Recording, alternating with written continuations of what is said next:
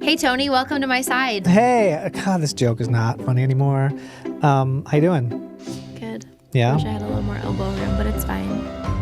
Well, maybe, should we start having the guests sit next to you? Oh, yeah. Okay. It doesn't work, though. I thought about that because then they'll be going like this the whole time, like trying to do that thing where you talk to couples.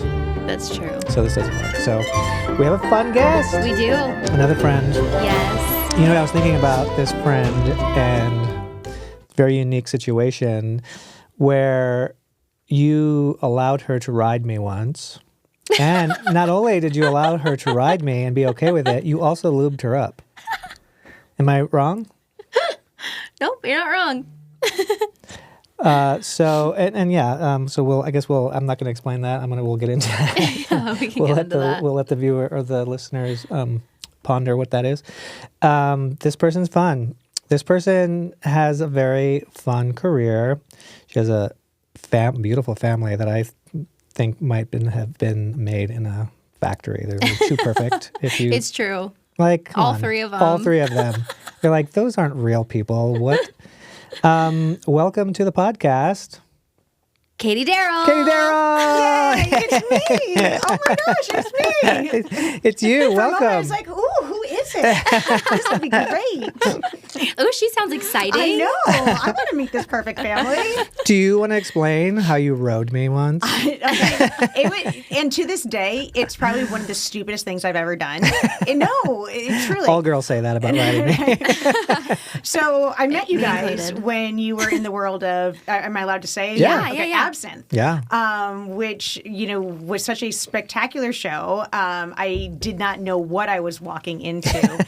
And I walked into it because at the time I was hosting a TV show for HDNet. Right. Now, HDNet was the world's first high-definition TV network created by Mark Cuban. Right. It was later rebranded and called Access TV, AXS TV. So, Right. but the show I was doing was called Deadline, and it was weekly, and I think it ran for like 6 or 7 years. And I would go out and do crazy adventures, from hanging out with you guys to going to learn how to paddleboard before paddleboarding was a thing. Like that was like unique at one point, or skydiving, or learning how to sew a burlesque outfit and then going up and being a burlesque girl myself. cool. Right? Cool. So I got to do everything. And my producer booked me to come hang out with you guys, which I still can't believe we were allowed to do. I don't even know if did Absinthe know we did this? Because I did not sign a release form. Because what happened is, I'm sure people know about your history and what you did on the show, right? Or should I set that up? Kind of, yeah. Well, Angel went into his giant balloon bubble thing. Yes. You lube up with baby oil and put yourself in a bubble and then tap dance. Naked. Yes. Well, she had on pasties. She had on Yeah. pasties, Yeah. And so I got to do that with you, where you we lubed me up with oil and everything. And I have the video. I did. Yeah. I found the Oh, video. I do too. Oh my God, so fun. And so you lubed me up, and I remember my bathing suit. I brought this really cool bathing suit for the experience, and it was from a shop on Hollywood Boulevard that was run by a former Playboy playmate. I can't remember her cool. name or who she was, but she then went into the bikini business or something. But it didn't have a lot of lycra. So when it moved, Whereas Yeah. lycra, it sticks with you and you can bet. So as we're lubing me up and I'm trying to get into this bubble, I'm like, oh, something's going to give. And then there's a lot of static electricity, so my hair is doing all this stuff. And so I do that with you. And it was amazing. I didn't tap dance though. That's not the We could skills have that I have. added that in. But then with Tony, you were like, do you want to tightrope Tony? First off, you're still in my phone as tightrope Tony. So That's this amazing. morning, as I was flying here, I realized that my husband didn't have your contact information. And what if this was a scam and I got kidnapped and this became a Dateline episode? I was like, hey, here's tightrope Tony's phone number. Save it just in case. He's from who? Yeah, it's so funny. It's Tony So Tyropes, but far, whatever. safe. And you're like, okay, well, I do the tightrope, and I got to watch you and your partners, and there's a chair and a keg and chaos that's Yeah. happening on the high wire, right? Mm-hmm. And then you're like, do you want to get on my shoulders and go across? I'm like, sure, yeah, of course. I never say no. Not much scares me. But it's because I trusted you. Mm-hmm. And I thought that there was a net. A or, that safety? safety. And I just, even though I didn't see a net. I thought, well, certainly there's like a net or there's something, right? Like that's like squish. It's Jello below. CGI. Yeah, and then you're like holding this thing, and so you're holding the thing, and there's like a weird wire over there and a weird wire over there, and I thought, oh, that's because, well, if we fall, we're holding on to this, and it's gonna hit that, and then like as long as we're secure, we won't die. That's not what those things are for at all. No. So I just made these assumptions, and I was like, yeah, I'll sit on a stranger's shoulders and trust him with my life to walk without a net and stuff because I thought that there was precautions in place. When I found out after the fact that there weren't, I was like, that was the stupidest decision of my life. My husband to this day still talks about it. He's like, I can't believe I allowed you to do that. Like, I let you down as a husband. I should have, no, don't do that. Was he a producer on the show at all? He was there, Oh. yeah. I think he was shooting second camera that day. Oh, right. But it's still to this day one of my favorite shoots and experiences. That's funny. Like, I tell people all the time. It's like, funny. I feel like I remember the moment that you realized it was real and it wasn't fake and there was no safety because you were already on my shoulders and I felt you lock down. You were like, your legs. And I remember even telling you, you're going to have to loosen up a little bit because I can't breathe. And I think that was the moment you were like, oh, wait, this is high and this isn't real. This isn't fake. So okay, this happened to me on another shoot where I thought things had safety precautions. One time, You cheated on me with another high wire person? no, I missed a flight or something was happening, and I like vented about it on Facebook, and I was like, oh, I can't get to my flight, and I need this connection or something, and someone was like, well, I have a private plane. And I can fly you. This was like the Outer Banks, or like I could pick you up in Norfolk and fly you to Kitty Hawk. I'm your Facebook friend. I'm like, oh, yes. Surely you're my friend. Yes. And my husband was with me again this time, and this Facebook friend, and we had the cameras with us because we're like, well, we're about to go on like a private jet, right? Yeah. It was not. It was a puddle hopper. Oh, no. But we're like, well, we'll film it for the show. So I do have video footage of it, and I get in a stranger's plane. Total stranger, didn't even know his last name. And as we're flying, he's like, do you want to take the wheel? And I was like, sure. Again, I thought like the other, like there's two wheels or whatnot. Yeah. I thought like the other guy was flying. And I started to jerk around being like, hey, look, I'm flying. And he was like, don't do that. Because I went, hey. And he's like, whoa, whoa, whoa. And he corrected me. He's like, you're like really flying. I was like, who am I? I like barely passed my driver's license, and this stranger whose last name I don't know that I just met on Facebook is letting me fly his plane. So, yeah. That's so funny. That is terrifying. That's funny. But I so wish the fun. story was that you went like this and it did like a roll and you're like, oh, wait, this is real? I love that you're so adventurous, though, and you're just like, yes, I'm doing it. Because, like, now you can look back and what a fun story to tell. It really, Yeah. been there, done that, probably puked, I think is what says on my like Twitter handle or my Instagram. Because I actually did the aerial dogfighting once out here in Vegas where it's What like is the, that? So you know what that is in like war, right? Where like the planes are like fighting, they're like, Oh, yeah. they're rolling and they're tumbling. Well, and that was called like dog fights. And, well, here in Vegas, they have where you can go up in these two planes, a blue plane and a red plane, and like your buddies in the other one. It's a good bachelor party type thing. And there's like lasers. And you go up and you fight in the sky for real over the desert of Las Vegas. Now, mind you, I threw up within 30 seconds of getting up there, and I didn't even get to do a tumble because I was throwing up so hard. And the gross thing is that they don't have multiple barf bags, so I had to barf into my own barf, which is like then you barf again. It becomes like, you know, in Goonies where they're like, and then everyone's starting puking. Oh, no. But so yeah, Ew. I have gotten to do so many great adventures. Yeah, that's and so cool. I love it. That is And I awesome. feel like ignorance really is bliss. Like, you probably wouldn't have gotten on his shoulders had you would have known that there was no net or no... I mean, maybe you would have. I at least would have thought twice about it Well, you know, or asked more questions. the Yeah. first time I ever did that with somebody not involved in the show was Teller from Penn and Teller. I remember you told me that, so I think I felt safe. I Yeah, was like, you right. lured me in with that. I'm Yeah. like, someone can do it. Well, and so the story goes, and this is absolutely a true story, is he came and saw the show, and it was one of our first shows, like it was opening week or something, and actually, no, it was like the opening month. And every time a celebrity would come, we would gather around the stage and we would like gather around him and we would take a press photo with him. And at one point, the producer was like, hey, this is Teller. Let's do something. Let's spice it up. Let's do something fun. And anybody like, what can we do? And I looked at him and I was like, you want to sit on my shoulders and I'll take you across the high wire? I was joking.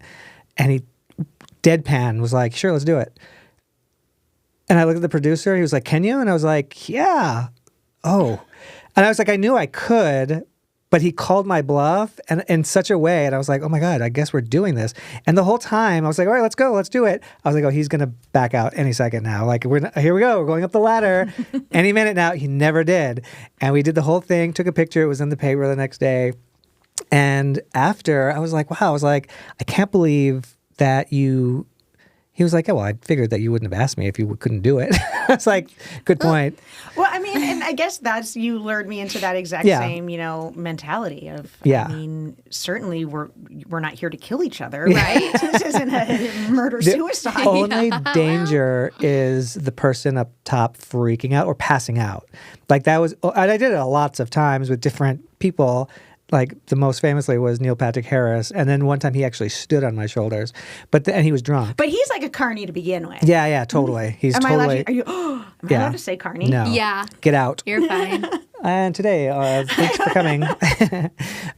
Most circus people would get very mad at you for saying that. Okay, but I'm not most circus people. Yeah, but they have names for us too. So bye.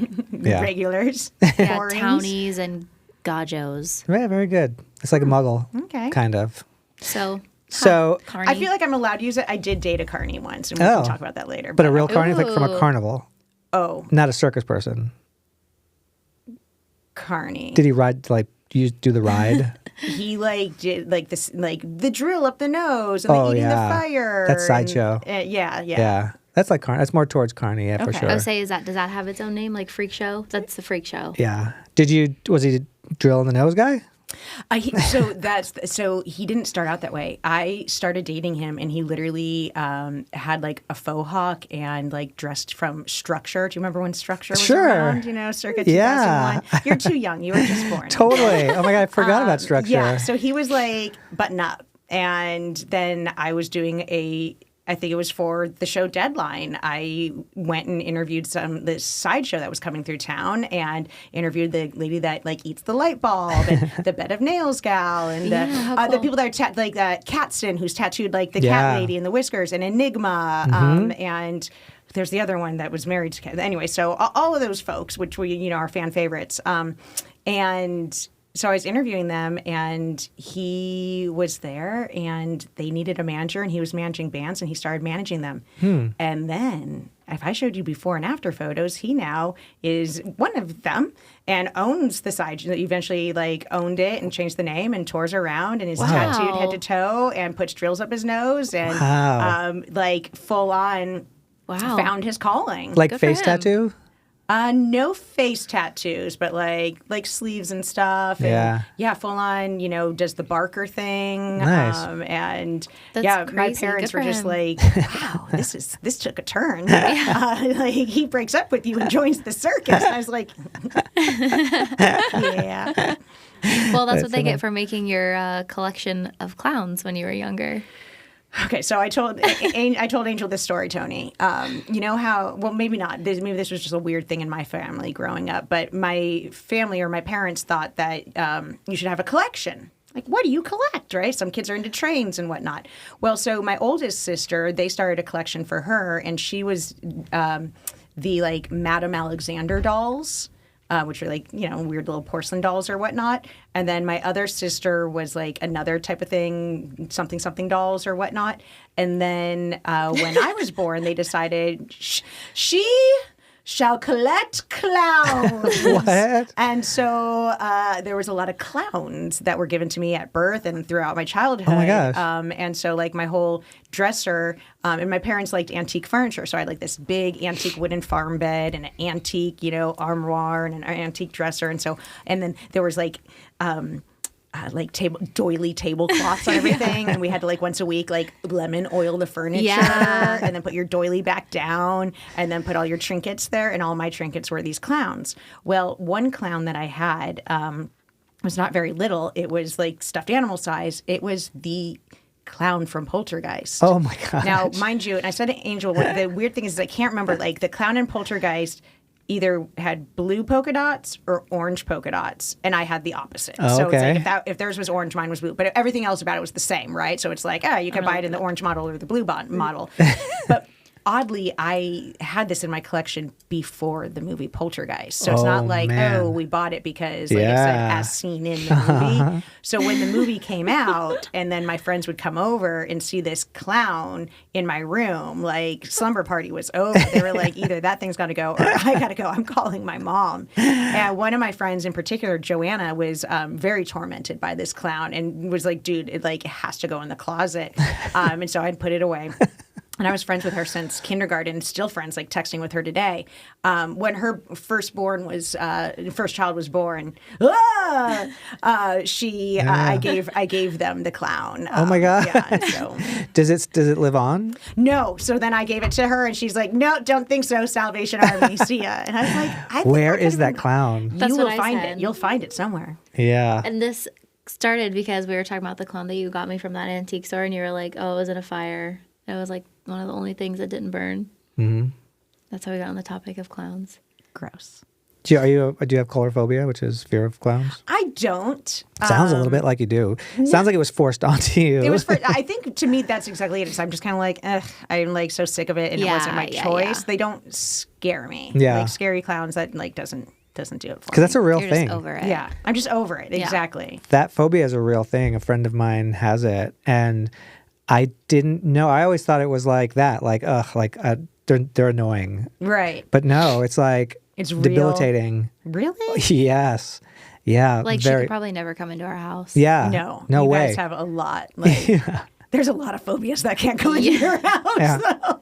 That's true. Wait, like what? Let's unpack this. Yeah. No, it's real though. It's like Yeah. the first time I ever met with her, I was going to give her son tightrope walking classes, and we were meeting in LA in a park.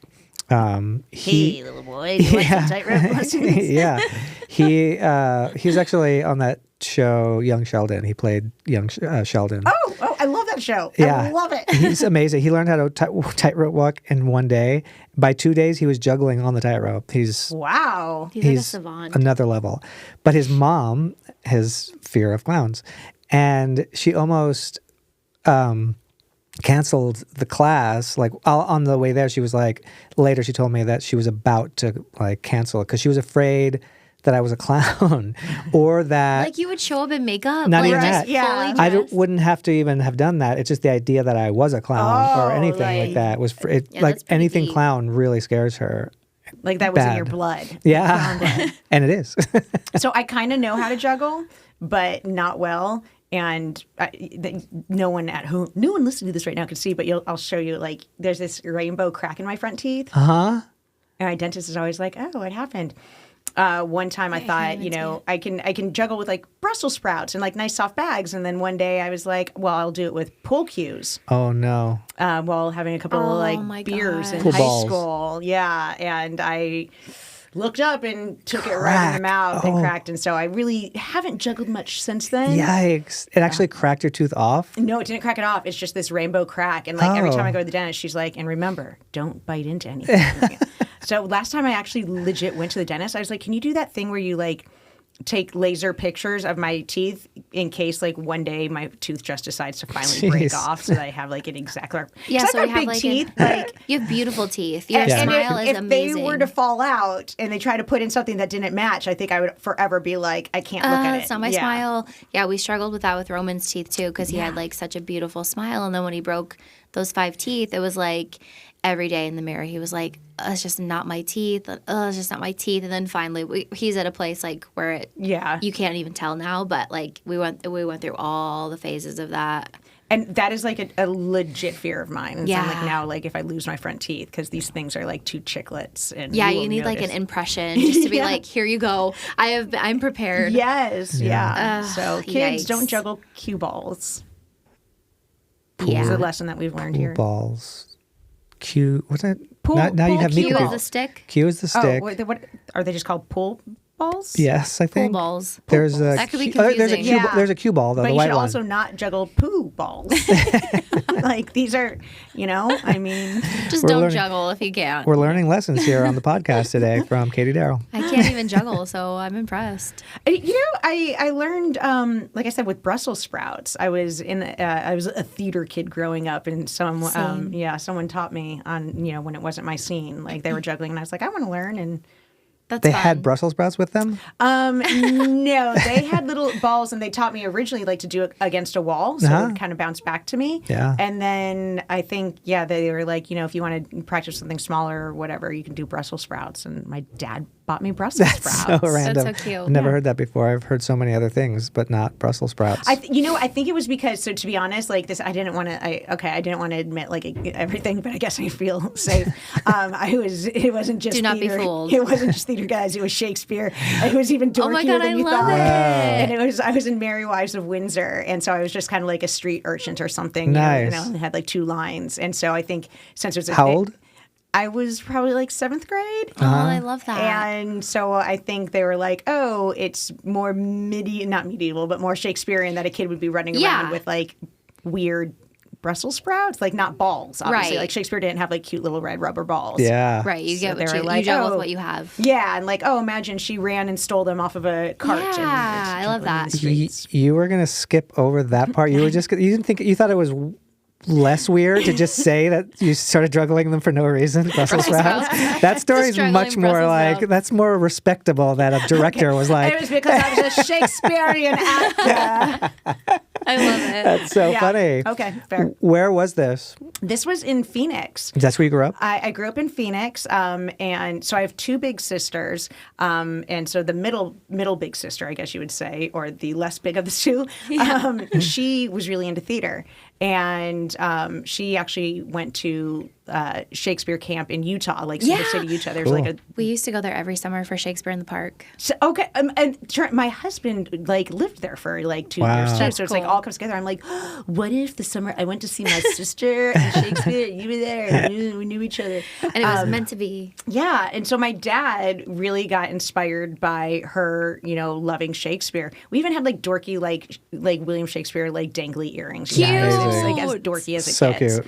And then my dad started doing Shakespeare and actually founded and created the Arizona Shakespeare Oh my God, Festival that's and Company. amazing. Oh my in Phoenix. gosh. Yeah. So How cool. I never knew that. Is it still going? Is it still running? it's still running. He's not involved with it at all. But like it's like the Arizona Shakespeare Festival or Shakespeare Company. I can't remember. Well, next time they do a show, we should all go. and juggle. Brussels I can't sprouts. juggle, but that'd How be fun though, to cool. go see a show down there. So did you act for a while? Did you pursue acting? Not really. I just I loved it growing up in like grade school and like pretty much kind of stopped doing it in high school. I was a golfer. I went to an Wow. all-girls Catholic high school and I played on the golf team. Whoa. And, the Catholic nun demanded that everyone always paint your nails. We don't want anyone thinking you're lesbians because you go to the girls Catholic school. And I was like, well, I mean, I do like Joanna. She's really cute. But it turns out that was just the experimental stage. And then I started doing radio in high school. And so that's kind of where the whole broadcasting thing started. Okay. What color did you choose to paint your nails? Just probably a very polite pink. Yeah. It was It's like something. yeah, exactly. So that was high school when you got into radio? Yeah. Okay. I'm going to sound like such a god. Goes back to the juggling again. I love this. So then this one time at boot camp, Oh, no. there was, I'm kind of so old, even though I look like I take care of my skin. I'm much You older. do. Thank you. Yeah, She's you look 85, beautiful. Really everybody. like milking that. Tell me other things. No, you literally look amazing. I literally have been staring at your neck. I'm like, your neck is so good. Thanks. All Yeah. right. I say on every work Zoom call, all I do is like lean into like picking up my jowls. Oh, and I I'm do like, it too. I'm like, ugh. Just pull. One day If I could just soon. pull it back a Just little the bit. 3 stitches on each side is all I need. I don't need a lot. I'll do it for you. But I mean, listen, my literally like the name of my autobiography one day will be like Scissors After Midnight, because I make bad decisions with cutting devices after midnight. I'm like, I should try bangs. I should get these layers. I should work on that toenail. Oh my Like, gosh. I'm so glad I'm not a girl. there I am in high school, and my dad read in the paper that they were starting a kids radio station, basically kind of like Radio Disney. Oh, but cool. before Radio Disney, even. That's, again, how old I am. And they were holding local auditions because they were going to hire 5 kids, one for Monday, Tuesday, Wednesday, you get it, the 5 days of the week, friends. After school, be a co-host with an adult DJ to do this kids radio show. That's cool. And they were doing the audition at the mall, and it was at the top of my street. And you had to like get up on stage and audition and like basically talk for 2 minutes about yourself, show that you could banter, right? And my dad was like, okay, well, I'll take you down there and you can do this. You know what you should do while you're talking? You should juggle.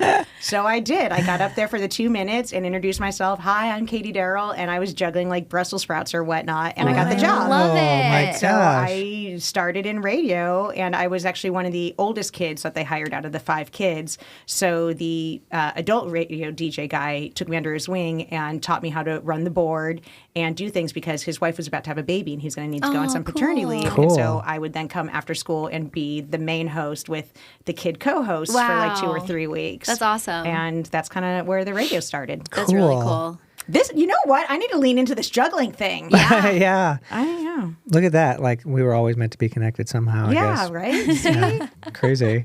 And then, so when did you get to LA? How did that jump happen? Oh, okay. So then, so that was during high school that I did the radio, and then I ended up going to Arizona State University. They have the Walter Cronkite School of Broadcasting, and so that's why I was going to become a real journalist. And while I was there, I then moved on from the kids radio station to producing a morning radio show at like at the real like station. It was like called KZZP at the time. So I was doing that during the day or in the mornings, and then going to college during the day. And there was then another advertisement. My sister was in Washington, D.C. at the time, and she said, hey, I saw like these camera crews running around town because they're auditioning kids or teenagers to be new journalists for MTV for the Rock the Vote Choose or Lose campaign of 2000. Oh my God, that's so cool. And she's like, you should see if they're coming to your university and you can audition. And they weren't. But on the website, on the old internet, it said that you could send in your own VHS tape. And so luckily I was in broadcasting school. So I like checked out a camera, set up a tripod, and sent in a tape. And they picked my submission tape. Oh my God, and I got amazing. hired to go work at MTV. That's so And, cool. yeah, did that for a year and like got to ride on the Straight Talk Express with Senator John McCain Whoa. all through New Hampshire, and then fly on the jet with him after he won in New Hampshire down to South Carolina. Holy cow. They put me on the McCain beat because I was from Arizona. And so I did that for a year, and it was just a year gig because, the presidential election eventually ends. And when that ended, I called up my old radio partners, and they had moved from Phoenix to Dallas to do Shock Jock Radio. Oh, and this yeah, is the Shock heyday Yeah. of Stern. So Yeah. Stern was on in the morning, we were on after Stern, and then some other talkers were on after us. And we did that for a year, and Shock Jock Radio is probably one of the funnest things out there, you guys. I bet. Just other than being a tightrope walker and a bubble girl. It was great. Listen, we're having a good time here, right? Yeah, of Yeah. course. Instant gratification of chatting with people is so nice. So just Yeah. chatting with your friends, having crazy callers. Imagine right now if we got to have callers. Yeah, how fun. And then you get like your regulars, much like Stern did, with Baba Booey and things. So we had our regulars, and then it was just shenanigans. Every Friday we broadcast live from a strip club because it's Dallas and that's what you do. How fun. Like Mondays, lunch was delivered by Hooters. We would be giving away like free boob jobs, but contestants had to like put barbecue sauce on themselves to show why they just like we did shenanigans. That's so fun. We got fired. And I think all shock jocks. That's why the FM talk kind of basically went away. But I guess now that I think about it, it turned into podcasting. It just had a weird yeah. 10-year drought in between. Yeah, that's true. And so I was in Dallas. ... then I found out Mark Cuban was starting a talk show, Dallas Mavericks talk show. And I cold called the producers. And You said I can juggle, by the way. I didn't. I probably wouldn't gotten the job like at least a week sooner had I pulled out that I bet card. you would have. But I said, listen, I think I could co-host this show. And 2 days later, I was sitting next to Mark and Whoa. co-hosted it for 2 years. And got to meet and work with all the Dallas Mavericks How and do cool. fun, Cool. like crib-style tours at their homes and at Cool. Mark's home. And during that time, he launched HDNet, as I talked about at the beginning, the world's first high-definition TV network. Mm-hmm. And I love this story. I love Mark Cuban. I love him. Yeah. He is so great. He was a fantastic boss. He was a fair boss. And that's what I really liked about working for him is Yeah. you could, first off, you email him and he emails you back in 10 minutes. So profesh. So profesh. I love it. It's I know, I also love that so too. unhealthy. Yeah. But it's a habit I now have. He seems pretty legit. Like, I've never met him, but like every time I see him on anything, I mean, I feel like I'm a pretty good judge of character too, but like he just seems real, and like, I mean, and I don't want to get into politics or anything, but even like for a billionaire to not support Trump to get that tax break because he cares more about Right. the environment, you're like, oh, Yeah. there's another, green flag. Yes, he's a good guy. Yeah. I've even been in like social situations where, you're out in LA and listen, I mean, he's a billionaire. Like Yeah. women want to flock to him. He takes himself out of that situation. Yeah. Like he would literally like make sure that he like would step away and place people between him and other people that were talking to him, which I found very respectful. Yeah, totally. So I always witnessed him as a really great person in real life and in boss life. That's awesome.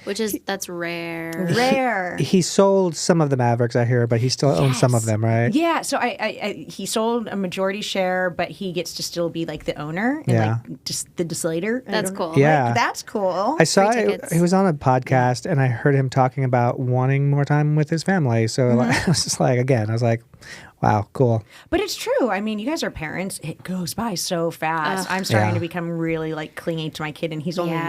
9, so I could only I can't imagine believe he's Mark is so busy. 9. I know.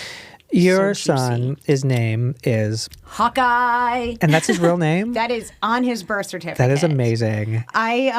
So when I was pregnant, I didn't know if I was having a boy or a girl. I did this surprise thing, which was amazing, and I That's so highly stressful. recommend it. No, dude, they're just in diapers and a onesie for the first That's 3 true. weeks. You don't need. Wait, anything. you didn't know at all until No. it came out and they were like, hey, look My at that, husband it's a said boy. it's a boy. Whoa. Yeah, it was pretty cool. Actually, it's kind of cool. It's the best present and surprise you'll ever have in your Yeah, entire life. I get like, it. At no other point has something surprised me or just left me guessing. Yeah. Although every week with the Powerball, I kind of keep on open. I guess these days too, that with like pink not being such a girl, like, because that used to be the thing. Like, Yeah, you have well, to what am I going to paint my nursery? Yeah. Well, Yeah. and so I still did my nursery like a pretty baby blue, but then we'd had yellow and gray accents. But I've never been pink obsessed. So even if I knew it was going to be a girl, I would never have leaned into pink or purple, I guess. Yeah. So yeah, we had the list of names we were working with, and my husband's last name is, and I hate to say this, and I don't mean it in an offensive way, but it's a boring last name, right? Like he's like there's like Smith and Jones and Adams, and I'm sorry, there's not a lot of pizzazz. And he is one of 7 kids, and then Dang. they all took also like the very biblical, like straightforward names: the Eddies, the Amy's, the Annas, the Julies. So I was like, we need to put some spice into this, right? Yeah. So if we're gonna have the last name, I want to put some jazz up front, but I didn't want to go Apple. Right? Yeah. Like I didn't want to go too jazzy. And someone had recommended you should look at your favorite TV shows, movies, and books. And I loved the TV show MASH. Oh my gosh. Yeah. And It's so people- funny. I did not go, I You went, thought Avengers. Of course. Immediately. ... I did not know. I didn't my know gosh. that Hawkeye was an Avenger. Wow. My husband just thought I did, and that I was that cool. I maybe would have second guessed this. wait a name. minute. So he thought that you meant that, but you, No, he knew that I meant Alan Alda's character in MASH. And so what's great is his name was something Pierce or whatnot, but he had the nickname of Hawkeye And when the episodes, they explain that his dad nicknamed him Hawkeye because it's in the book The Last of the Mohicans. So I was like, oh, this onion keeps peeling, right? We're going literature to a great TV show to like great actor. Hawkeye was top of my list. I think my husband just always thought, well, she knows it's also an Avenger. Yeah. But she's I see, cool yeah. like that. I didn't. Hilarious. Did not. You had no idea. No idea. And literally, my child is born, and like 2 days later, there I am. I live off of Hollywood Boulevard. Billboards start going up for the Hawkeye TV show. And I was like, what is happening? No. Hilarious. That's amazing, though. He's got the coolest name It's so that I've cool. ever heard. And The crazy thing, the most unique thing, I think maybe, I don't know that I've ever heard someone say they liked MASH in my entire life. Aside from my dad. Your dad and Stop. Katie Daryl. You liked MASH? You're way too Every young time it to came like on, I was MASH. like, oh. When it came on, like flipping, I'd get mad. I would turn it off so fast. that song is awesome. It's called Suicide is Painless. Oh and you're my like, oh my gosh. God. Turn her mic off right now, please. I love That is that so show. funny. It was always on in our house. Like Yeah, I think us it's something too. my parents That is watched. so So interesting. it kind of is a safe spot for me. I've watched every Aw, episode. I It's love that. funny. And, Yeah. How many seasons were there of that? A million. and like its finale was like the most watched like TV shows. Kind of like became until Cheers or something like that. Yeah, it was so big. I remember I was so young that I was irritated because I couldn't watch the Rugrats and we had to watch MASH. And I was always Right? being like, ugh. But see, like you would be Hot Lips Houlihan on the show, the hot nurse, My that had, like gosh. that sass. Who would I be? Who would I be? You'd be the one that no one likes, Charles. Charles. Touche. Wah, wah. So Hawkeye, what's his middle name? His middle name is Charles. That's so funny. So the middle name is after my dad. So my big sister named her firstborn, the girl Grace, after my mom, and so I did Charles for my That's dad. cute. And so what's really funny is. Again, we didn't know. And so my parents, when my water broke and everything, I was in labor for 27 hours. It was like the whole like shebang. And they were waiting out in they had time to fly from Arizona, settle in a hotel and like still like be there in time. Yeah, 27 When hours. they came in and I said, it's a boy, I got to say to them, and I said his name, I was like, it's Hawkeye Charles. I thought for sure I'd get a reaction on my dad. I was stone-faced. And I was like, well, shoot, that really backfired. I mean, I really thought that I was going to get something out of this, some waterworks, a payoff. And I was really like, there were other names. Yeah, it's not too late. And I was like, okay, that's weird. And like the next day, like nothing. And then it was like the third day, I kind of was like, Dad, I really thought that there'd be like more of a reaction or you'd like follow up or say something. And like literally his eyes swell up. He's like, because I just can't talk about it. I was at the Starbucks and then I told the lady that my first grandson was born and it was named after me. And I couldn't get it out. And I just started and I was like, yes! All right! That's what I I'm wanted. literally crying listening to that It's story. like he That's like so basically cute. avoided eye contact with me for Yeah, like he's 3 like, days. can't even talk Amazing. to you. Don't even look at me. Don't call me. Don't text me. Can't do it. Yeah. That is awesome. That is so cute. How does he like his name? He loves his name. He does? His loves name it. is so badass. Yeah. And he does, like, he'll explain to people that it's from the MASH TV show. He does? Yeah, he'll be like, but my mom didn't know. And he like retells the story. He's like, He's but my mom so didn't know it was an cute. Avenger. And, Amazing. my dad tricked her. And we've always told him, like, because sometimes we'll call him Hawk, like, as an abbreviation, but he likes the full name. But I have reminded him, like, listen, when you get older, like, if this doesn't work for you professionally, like, you do have a middle name you can fall into. Yeah. And then I panicked the other day and I was like, is it appropriation? Did I do, am I even allowed to? But I was like, Wait, what do you mean? Interesting. it's a Native American name, Sure. essentially, because it's from The Last of Mohicans. But then again, the Avengers Hawkeye dude is like as white as they come. As white Yeah. as they come. So if need be, listen, we were Do not you looking I was looking to pay honor to a great TV show. Yeah. And do you have like any Cherokee in you? No, but I was raised in Arizona and we really have an affinity for our Native American population. Yeah, so I There was you saying go. you could use that. Yeah. Sure. Yeah. There Whatever. you go. I don't know. You never know in this day and Yeah, I age. know. Yeah, You can't you're even- setting him up to get Something's canceled. vibrating in my. Oh, No, it's them. It's probably bedtime. Oh, Go to sleep. Yeah, he is super cute he's too. so cute. He's got the best head of hair, much like yourself. Okay. Yeah, so let me get into this hair, Yes. by the way. Okay, go. It's my natural curls. It's beautiful. It was straight growing up. What? This was a result of puberty. Kind of. So my mom has this curly hair, and my oldest sister has this curly hair. And I always wanted curly hair. And my middle sister, she had straight hair, and so they let her have a perm at one point. And I asked for a perm. And my mom said, absolutely not. You cannot have a perm. Yeah. And my dad was like, well, your mom says no perm.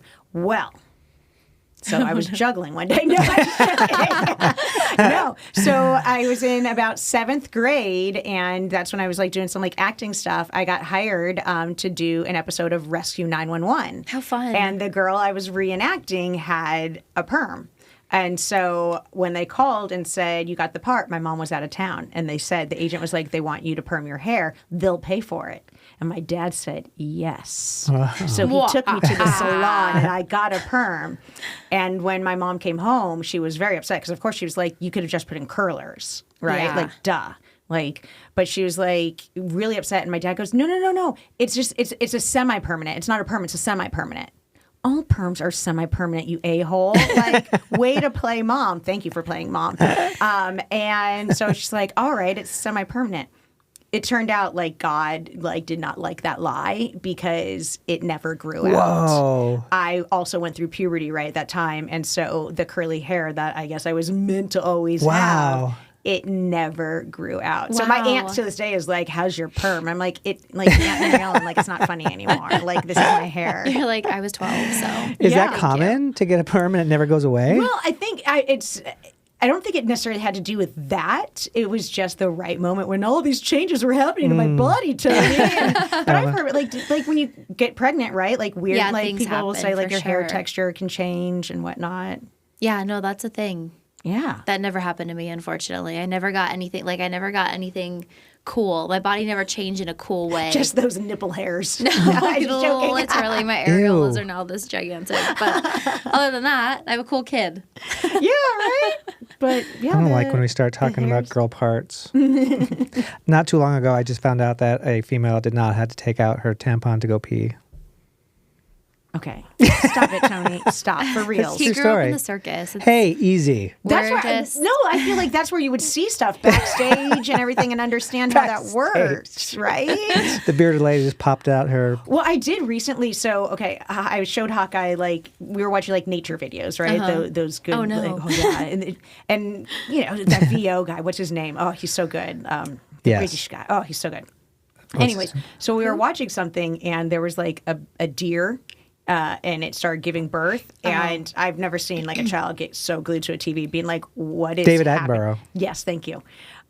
He was just mesmerized at watching this. I mean, because it's standing up, it's kind of coming out at you, and he was so enthralled with watching this baby animal get born. But I realized like there's probably a lot of questions going on inside because we haven't really done a birds and the bees talk, which I'd like to talk to you guys about. Like when I need to do that, I'd like some advice. ... And so I said to him, I was like, hey, bud, you do know that that's not coming out of its butthole, right? Because it looks like it's being pooped Let's out. clarify that right now. Yeah. I was like, they're not pooping out the baby. And he kind of was like, huh? And I was like, I just need to let you know, like, ladies have, like, we have 3 holes. We got our pee-pee hole, our butthole, and our baby hole. And, you know, boys have your pee hole and then your butthole, but you don't have a baby hole. But, like, that animal has a baby hole. It's not being pooped out. Yeah, like don't think that you're going to sit on a toilet and poop out a deer. Yeah. Yes. Yeah. Like, right? Print that on a T-shirt. You will not shit out a deer. This episode. Because he probably could have been thinking that, like, oh my God, is that, like, Right. maybe not a deer, but, like, is Yeah, something did going I to come out of my me? mom's butthole? Yeah. Like, I don't want him to think he's a butthole baby. This episode is confusing me. Wait, are you telling me that? I'm dying. That is hilarious. Because that's how you get pink eye. Yeah, immediately born with pink eye. Butthole babies. Double pink eye. Oh my God. That is funny though. Oh, yeah. That's so cute. What was his, wait, so what does he think now? Well, he knows that that's the baby hole, but, like, I haven't started to talk about, like, how He's 9? babies... He just turned 9. He's a fresh 9, fresh 3rd grader. Yeah, but And 9-year-olds these days are. So none of the kids in our, like, I've asked a couple of other, like, mom friends, and, like, no one else is really chit-and-chatting about it too much. I feel like it's still pretty early on. And I feel like, I know this sounds dorky, but I kind of want to go get, like, a book from the library, because he did, like, he one time said something about, like, because so I did have to get to the point where I was like, hey, you can't, like, come in and out of the bathroom when, like, mom's taking the shower. Like, we need to have our privacy. And sometimes, like, he'll run in and he'll be like, oh, and I was like, dude, from now on, the rule is just always assume mom's naked in the bathroom. This is my space, right? Yeah. And so we're learning those boundaries, and but I don't want to make it, like, taboo, like that, like, I'm gross or anything. But he did say to me, like, okay, we could kind of see my roots are, maybe I'm not a natural, like, blonde. I'm a dirty blonde. So, and this is a little bit probably more than my husband would want me to ever express, but, like, but my husband is a real blonde. Okay, That's so where he gets his blonde hair. Yes. So, like, the stuff, the carpets and the curtains and all this stuff. And he did say to me one night, he's like, why is your penis hair darker than Dad's penis hair? And I was like, well, I don't have a penis. And so I'd be like, it's a vagina. He's like, no, it's a penis. And I was like, ooh. That's and the I was like, greatest this thing I've totally ever looks heard. different. And, like, of course he's never, like, been, like, face to like, Right. I was like, he's like, well, let me see it. And I was like, no. That Well, is- let me No. see. And then I thought, well, I'll Google it. And I was like, no. Like, That I is need to go so to a good. real safe spot, Yeah, the a library. drawn. Holy Yes. cow. I Somebody need an drew anatomy book. an anatomy book. Yes. Yeah. That is This the best thing I've ever heard. Yeah, that is hilarious. The best thing I've ever heard. Kids say the dumbest thing. They sure do. That's so cute. That is so Yeah. good. That is so pure. It's so pure. I probably do. I feel like I really need to address it. Like, this is the time, like 3rd grade. Yeah. Because I You're- remember at school, they kind of addressed periods to me in 4th Yeah. grade. So And you're LA people, so he probably doesn't even know what an iPad or iPhone is, right? Because you're all like earthy, crunchy, books only. he has his iPad for his Pokemon. okay. Pokemons, but That's so like, cute. no offense, he's never been on YouTube. Like, No, I don't let we're him. not offended. I don't We want need- to see I love that that. junk. We need all that the smut. subscribers we can get. I love that for you and him. Yeah, I just. I feel love that like for anybody that can do that. Yeah. It's very hard. I think that because he's like that, you don't need to rush Is there even having is there, a conversation. Like, marbles being dropped Oh yeah. upstairs? What is happening? They're playing a game of dice. It's a tap dancing Can I class open upstairs. this? Yeah, Yeah, absolutely. I know, it's like, I Yes. just always have to keep it like No, this direction. Weirdly. like all dry mouth over there. She's like, can't even speak. Yeah, I feel like 9, 10, that is the age where you're like, okay, we can't be, again, you can't come in naked. When I'm naked, you have to, like, Yeah. I'm closing the door. It is, I think you're right on target of like Yeah. things and appropriate things. Like, we're not showering together. I'm not giving you a bath anymore, like, type thing. And that's the hard thing though, because the hair. So I have to help with his hair. So I'll always I'll put him in the bath. This is getting weird. I don't know if this is like weird kid stuff, but I'll No, I don't put him think in so. the It's bath parenting. and say, hey, you get like 5 minutes of privacy. Yeah. Like, don't die. Like, maybe I can, like, if you hit your head, Here's a like, snorkel. Maybe I can resuscitate you in 5 minutes. So I'm like, you get 5 minutes of privacy. Have your bath bomb, because he Yeah. still like loves bath bombs and So stuff. cute. Amazing. And here's your washcloth. Remember, do your face before you do your butt. Like, don't Yes. do it in reverse, right? Hey, no wait, butt why? babies. Pink eye. And then I come in and I help him with his hair Yeah. because it's so long and So long. And then you thick. need to properly wash it. Condition it and take care of this stuff. And you gotta get the scalp. And kids Yeah. don't understand. You gotta like really scratch in there. Yeah, And they're just so- yes, he literally puts it on and goes like that. And like, oh, you gotta get in there. So All these things I'm you're saying, working I'm on these like, things. what do you mean? I know. But I ask him, I say, do you want to, every time I get him a haircut, I'm like, do you want just the trim or do you want to get it short like daddy's? And he says, no, I love my long, Oh, beautiful good. hair. cool. I love it. Just tell him to get on the So computer and beautiful. Google sex. That's my advice. Oh my God. Well, I say that a friend of mine, friend of mine's son, and one of their friends at school told him to do that. And it was like chaos in my friend's family. Like, Yes, I could imagine that. because he I don't was, know what friend this is. oh, you don't know them, it was from Chicago. But I was like, wait, who? Secret friend. Yeah, what the heck? just so sad that, like, because they were, as you can imagine, like, Yeah, it's not so bad anymore. But back because nowadays there's filters on, like, you know what I mean. Like, Google won't just be like, brrr. Like back in the day, if you Okay. did that, it was just like the worst shit we've ever seen. I actually like that you just told me that because, to be honest, I haven't just Googled sex in a long time neither. myself. That I just assumed it was still just like in Well, your face. Like, Immediately, I'm seeing porn. Yeah. Stuff happening. Every Horrible time I things. Google sex, it I feel too like if you, I can't even imagine going, and I don't even know. I never really had to have this talk with Roman again because of the internet and like his Right. friends, and then I had to sign off on paperwork for school, like sex ed and like all the things. Okay. So that happened in 7th grade, where they were like talking about The birds the and the reproductive bees. Okay. system, which like I feel like 7th grade's a little late. I feel like that too. I feel like it should have happened like at least 6. Like Yeah. 6th grade is when it's like 12 years old. That's when he really changed. He went from like short, chubby, cute kid with braces to like a boy, a young man. Yeah. Like tall, thin, cared about what he looked like, When does talking the to voice girls. start to change? Is that around like Yeah, 8th like grade, 12. 7th? Okay. I would say no. I think like 6th, 7th. yeah. I'm like 12. gonna cry when Yeah. the baby voice goes Oh, away. it's really hard. Oh, it's And then so they cute. start to stink. That's not true. Yes. Not all of them. That's not true. No, they do. So my cousin used to teach 4th grade, and like every day at the end of the day, she'd be like, "And don't forget, we all shower when we Yeah. go home because some of you." Yeah. It's not true of all kids, though. It really isn't. It really isn't. I know that you Well, think it is. I but- mean, depending on outdoor activities and sweatiness. Like, Yes. yeah, there's yeah. just people like I don't know. I feel like I always stink. I'm like Me so too. gross. Like I shower Also, twice like, a day. I can't. Any like, boy Yeah. who's going through puberty does have an odor, even if you're just sitting doing nothing. Yeah. Like your body is changing. there's It's pheromones and stuff, right? Or Literally. like girls have those, or what? Is it, like boys, it's called something else. yeah, I think it is, but I don't know what it is. What is it now? Butthole babies. Yeah, Yeah. What? yeah, yeah. And then they start having sex, and then you're just like, well, just don't be fucking dumb. Do you want to share that story? No, I think you should. I feel like that's a Not at home my over dinner. Roman. No, I know. No, you should tell a story. It's pretty good.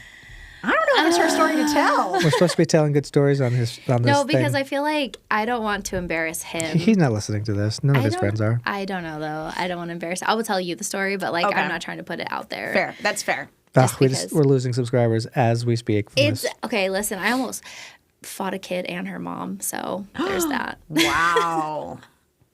I've literally never ever hated a child as much as I Okay. This girl. this girl. Yeah, All right, we'll get into just this you have later. you have a lot to look forward to. Just keep the cat thing. Oh, right. So Set the tone. I'm allergic to cats. Oh. And Hawkeye was like, oh, he loves cats and he wants a cat. And I'm like, well, you can't have a cat because I'm allergic. And like, you know, by the way, like even when you get older and get like your own apartment and stuff, like you can't get a cat because then I can't visit. And like your girlfriend can't have one either. And I'm so psycho that I say these things now. And I'm just like getting into his little baby brain Yeah. so that one day he doesn't date a cat girl because I don't want to. You're programming him. Yeah. It's so messed up. Continue that program. Like, watch what that's like where he's going to be like rebelling against me. Like, so help me God, he's going to find a cat woman and like, You can get a it's gonna hairless break cat. my heart. Barf. You're so gross. Yuck. Even worse. No, I mean, listen, I've seen them and I know people love them. John Love Five them. from Motley Crue. He loves them. He has like 4 or 5 of them, and all of his Dang, like that's a lot. his Instagram feed is full of these like hairless cats, and I like him so much, and I like his wife so much, and I want to like these cats, but anytime he posts these pictures of the cats, I'm like, can I see it? Wait, his name is. John Five. It's not Johnny Five. So it's John Five, but like some people call him Johnny Five. I've like always Lil heard J Johnny Five. I was like, oh, is he older now? Is it going to become Jonathan Five soon? John Sir Five. Jonathan V. Little J5. He's so nice, you guys. He's just really cool. rock Yeah, and I roll bet. Dude. Yeah. Is he? Where does he live? In L.A.? He lives in LA. He would come on frequently as a guest on my TV show, The Top 10 Revealed, where it's like a weekly countdown. Like, oh, this week it's the top 10 guitar intros, top 10 yacht rock songs, 80s cool. ballads, right? And then you just have a bunch of these people like Lita Ford and Sebastian Bach and Dee Snider and John Five, you know, commenting on why they liked the particular song. And he would come in and, you know, listen, this is a guy that like toured with Rob man. Zombie, Yeah. Marilyn Manson, and just like on stage is just like, like Yeah. you know, influenced by Kiss.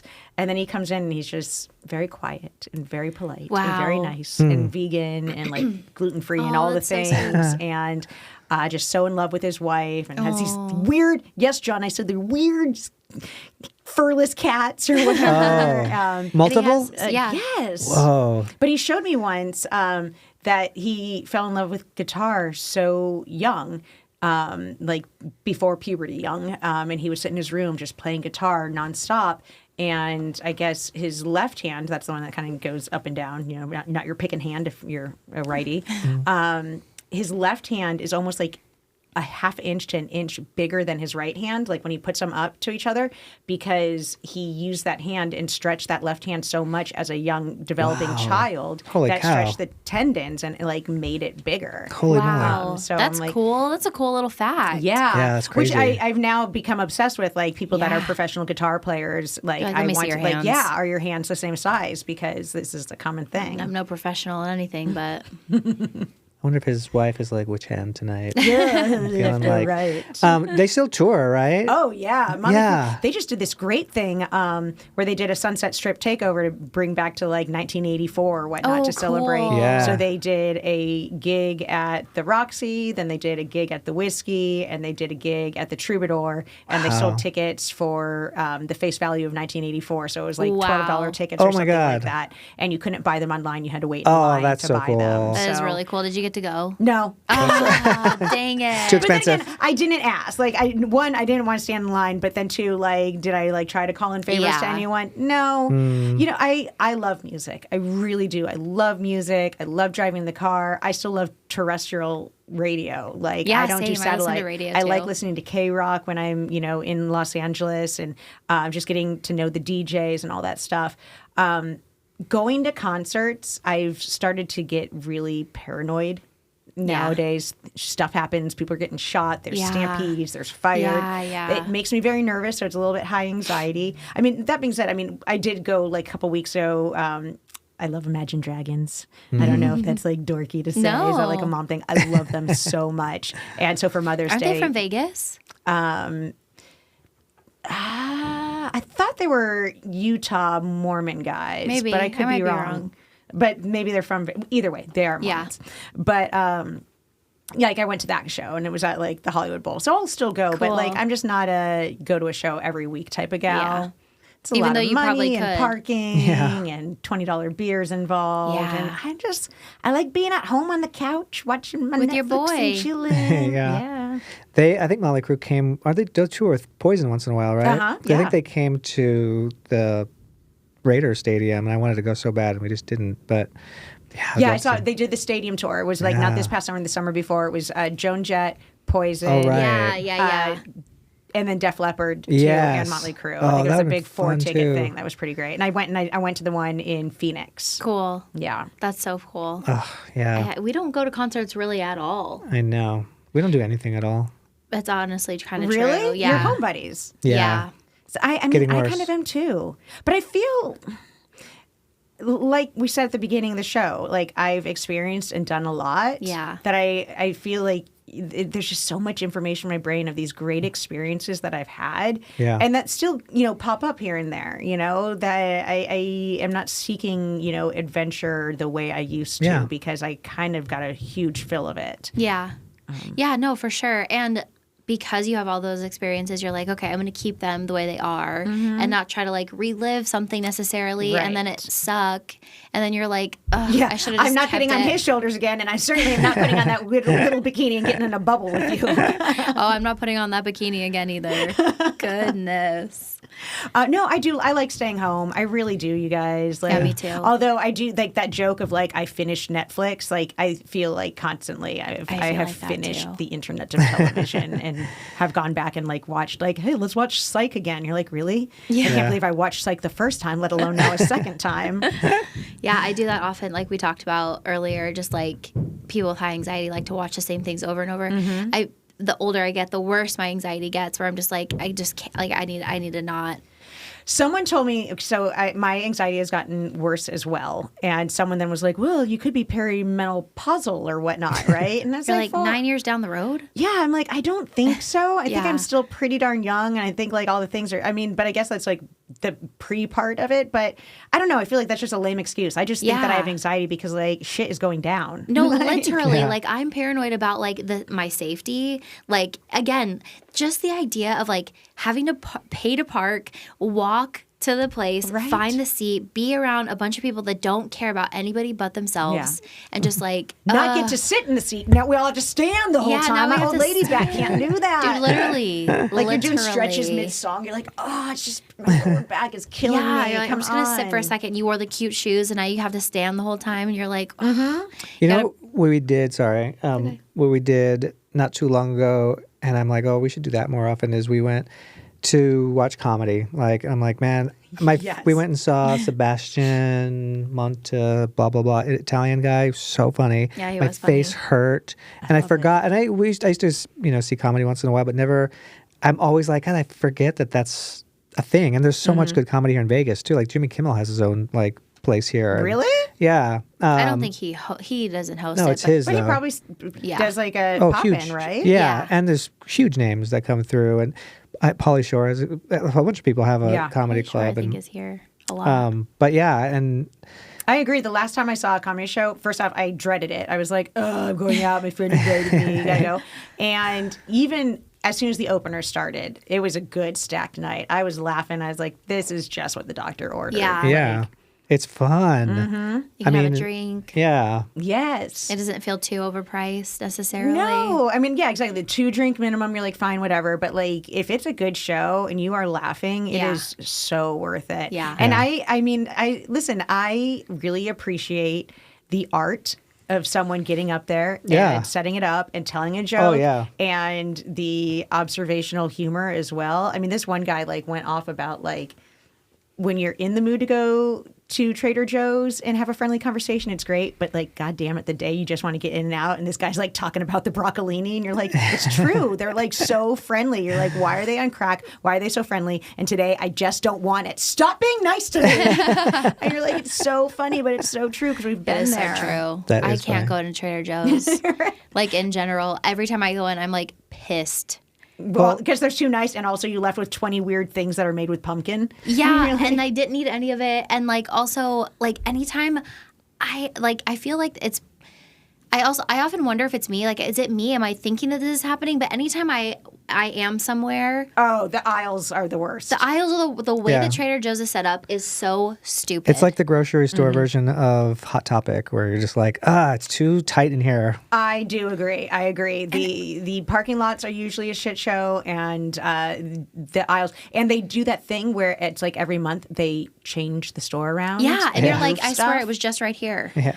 I mean, I get it, because then you have to wander around, and then you're like, oh, I need this weird pumpkin they're doing that on macadamia nut purpose? broccolini. And, Yeah. like put They're it in doing the that on cart. purpose? Oh, yeah, To make yeah, you yeah. walk around? Yes, constantly. They move things all the time. It is a real head game over there. Dude, it is a head game. Nick, and I that have Trader to- Joe guy. That's, yeah. Joe knows But I what's will up. say it is actually where I do my primary shopping. So I'm just in an abusive relationship. Yeah, it's so And toxic. But like I like some of the things, the niche things I found there. I love. I know, us too. Like There's what? like a handful of things that we do. What love are a there. couple of your things there that you Okay, must I have? love the frozen oatmeal. Mm. It's really good. It's like, and then you put, it's like, oh, it's so good. It's so good. What do you do? Wait, how do you just put it in So the it microwave? comes and it's like in a lump, and so you just put it in the like take it out of this like plastic thing, put it in the microwave for 2 minutes, stir it, and then another minute, and it's steel cut oatmeal. Oh. Ooh. And I'm not having to watch something on the stove. Yeah. Mm-hmm. And it's not mushy. It has like it still has like the crispness of Yeah. Like steel texture? cut. Like thicker. Yeah. Yeah, so I love that.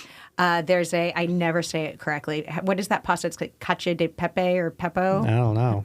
Poppy. Cacio de poppy. It's like it's like a white Alfredo but with Yeah, peppers. yeah. There's a frozen one that is so good. Okay, we'll have to try that. Kind of do Yeah. that weekly. But then even just some of this, like, listen, this is like the dumbest conversation. I am so sorry for anyone that's listening. No, I love But like the this. milk and like the salami, like it's cheaper too. So some Yeah. of the staples. But then you get screwed when you're like, I just want real Cheerios. Like Yeah. anything name brand, like Forget Yeah. about it. no, so you do kind of have to. I go to like the market for like my legit like Doritos craving. Yeah. and then Yeah. over. Yeah, that's what we The do chicken too. tikka masala at Trader Joe's frozen is... I've had that. It is so good. It is Yeah. really good. The frozen naan. Yeah. bread is so good. Another one that I really like there is it comes in the little bowl. It's the noodles, but it's Curry. the Oh, like- curry noodles. Oh, I haven't had that. Oh man, it's the haven't same had like it either. it's same like the oatmeal where you just like you take the noodles out and you Yeah. put the sauce on, you put it back on the microwave, and it's so good. The good. egg bites, they're the knockoff of the Ooh, Starbucks are they egg bite. good? Yes, and it's like they're half the price. Okay, I'm gonna try those. We do the teriyaki chicken from there, the Brussels sprouts, like all those. Yeah. We have some at our house to juggle if you want later on. Oh tonight. yeah, we do. Yeah, we do need to figure out dinner. We do need to My figure out tummy's dinner. getting grumbly. So is mine. Talking about like these little Pooh Brussels Bear. sprouts. I can actually hear your stomach. I know. I have not eaten a thing today. Yeah, I watched you eat a Reese's, so that's a lie. I did eat saw something today. No, you know what I did today? After I dropped Gavin off at school, I knew I didn't have anything at home, so I stopped at McDonald's, which I don't usually do, and I ordered a bacon egg McMuffin. Yes. But You didn't get me You know anything? what the key is? Is to have them make it fresh. Oh my God, it was a game changer. You said, How did "Can you you get please it?" make it fresh?" Yeah. No, but I mean, I never do that. You always just order it and they give it to you how it is. And it's always like, even the hash browns, Right. it was, like I was biting, it was like the crisp If you of get new. your fast food the moment it is made, Oh, like, man. it really is. It was so good. I'm But embarrassed. you get if you make a like adjustment, they will make it fresh. Yeah. So you then have to make a sacrifice. Like if you said no cheese, you would get a fresh one, but you're not getting cheese. Yeah, but Yeah. no, I just Double realized, cheese. though, today for the first time. It's brilliant. Double or cheese. cheese on the bottom. Yeah, can I have cheese on the top and the No, bottom? listen, you just say, can you make it fresh? I'll wait. And that's what I did. I don't know. And That to it me was feels a so little good. like What? I worry about asking that. Yeah. So Hawkeye is a little picky. He loves his McDonald's, and it's his treat before we go to piano lessons. And I'm like, okay, that's like fair. I'll pick you up from school. We'll get McDonald's. We go to piano lessons, right? Like the price of Is he good on the brilliance. piano? I'll show you Yeah. video. Oh my This gosh. kid is She posted a video of his recital. It's Oh, so man. good. so good. He makes these adjustments on his. He doesn't like. He likes a hamburger, so no cheese. So I just say a hamburger. But he says no mustard, no onions. So they have to put. They can't do that, and add lettuce. Ooh. And they will add a lettuce to like a kid's Happy Meal and everything. And so every single time. All right, ma'am. Here's the price of your order. Can you pull to spot number 1 while we Does it make make your your order? food? And his comes out fresh every time. Awesome. Ketchup, pickles, lettuce. That's my kind of guy. You know, it's the funniest thing so is to good. watch a kid order for the first time. It's the funniest fucking thing. You know what? Roman just did it. I think it was last year. We were driving, and I think it was a pizza. He was like, "Can we order a pizza?" I was like, "Sure." And I said, "Call Domino or wherever." And he was like, "Wait, what?" And I was like, "Call an order." He was like, "What do I say?" It's the funniest thing. Well, it's a call. And Yeah. then, It's and then different than he's being in like, person. listening to him, it was the cutest thing. And because he's, 14, but Yeah. he has a deep voice. And the way he was talking to her was so sweet. He was like, "Hello, yes, ma'am." And it's Such a good voice. It was so funny. But I Hawkeye will remember do that it, too. And then but then he'll say things that are like so adorably cute. Like he'll order, okay, I want a hamburger, and I just want the meat, the bun, ketchup, and lettuce and pickles. But like the fact that he like says the bun. And then sometimes So he'll be like cute. the meat, and you're like, yeah, man, we get it. But I guess it's in so this day and cute. age, right? Sometimes, Yeah, you never know. Who knows Yeah, but he what you're doesn't gonna know get. that. Which is so cute. Like, and mind you, that was the first time Roman had called on the phone to do it. Like in person, he'll talk to anybody and he'll go up to the counter and be like, "Oh, can I get blah blah blah?" But I Right. think over the phone he was like, "Wait, I don't have a menu in front of me. Yeah. I don't have I have nothing to see, and I have to talk to like what?" It was just the what do I say? The funniest thing. Because I kind of remember that. I remember making my first order and just being like, as a kid. But it's true, like, as a parent, like, these are the things you have to, right? Yeah. Like, otherwise you're going to be tying their shoes while they're going off to college. Yeah. So at a certain Yeah. point, you have to be like, no means, like, you have to do it. No, you have to order it's for so yourself, figure it fun out. when Yeah. you start, like, putting them in the uncomfortable spots. Yeah, and I feel like I've had to do that with Roman since a young age. I'm like probably a little bit younger than probably like I would say 7 when it's like, okay, you're not 5, 6, like first, second grade. I'm like, you need more napkins? Go ask her for more yeah. napkins. Yep. Tell her what you want to order. Don't tell me. I'm like, what do you want?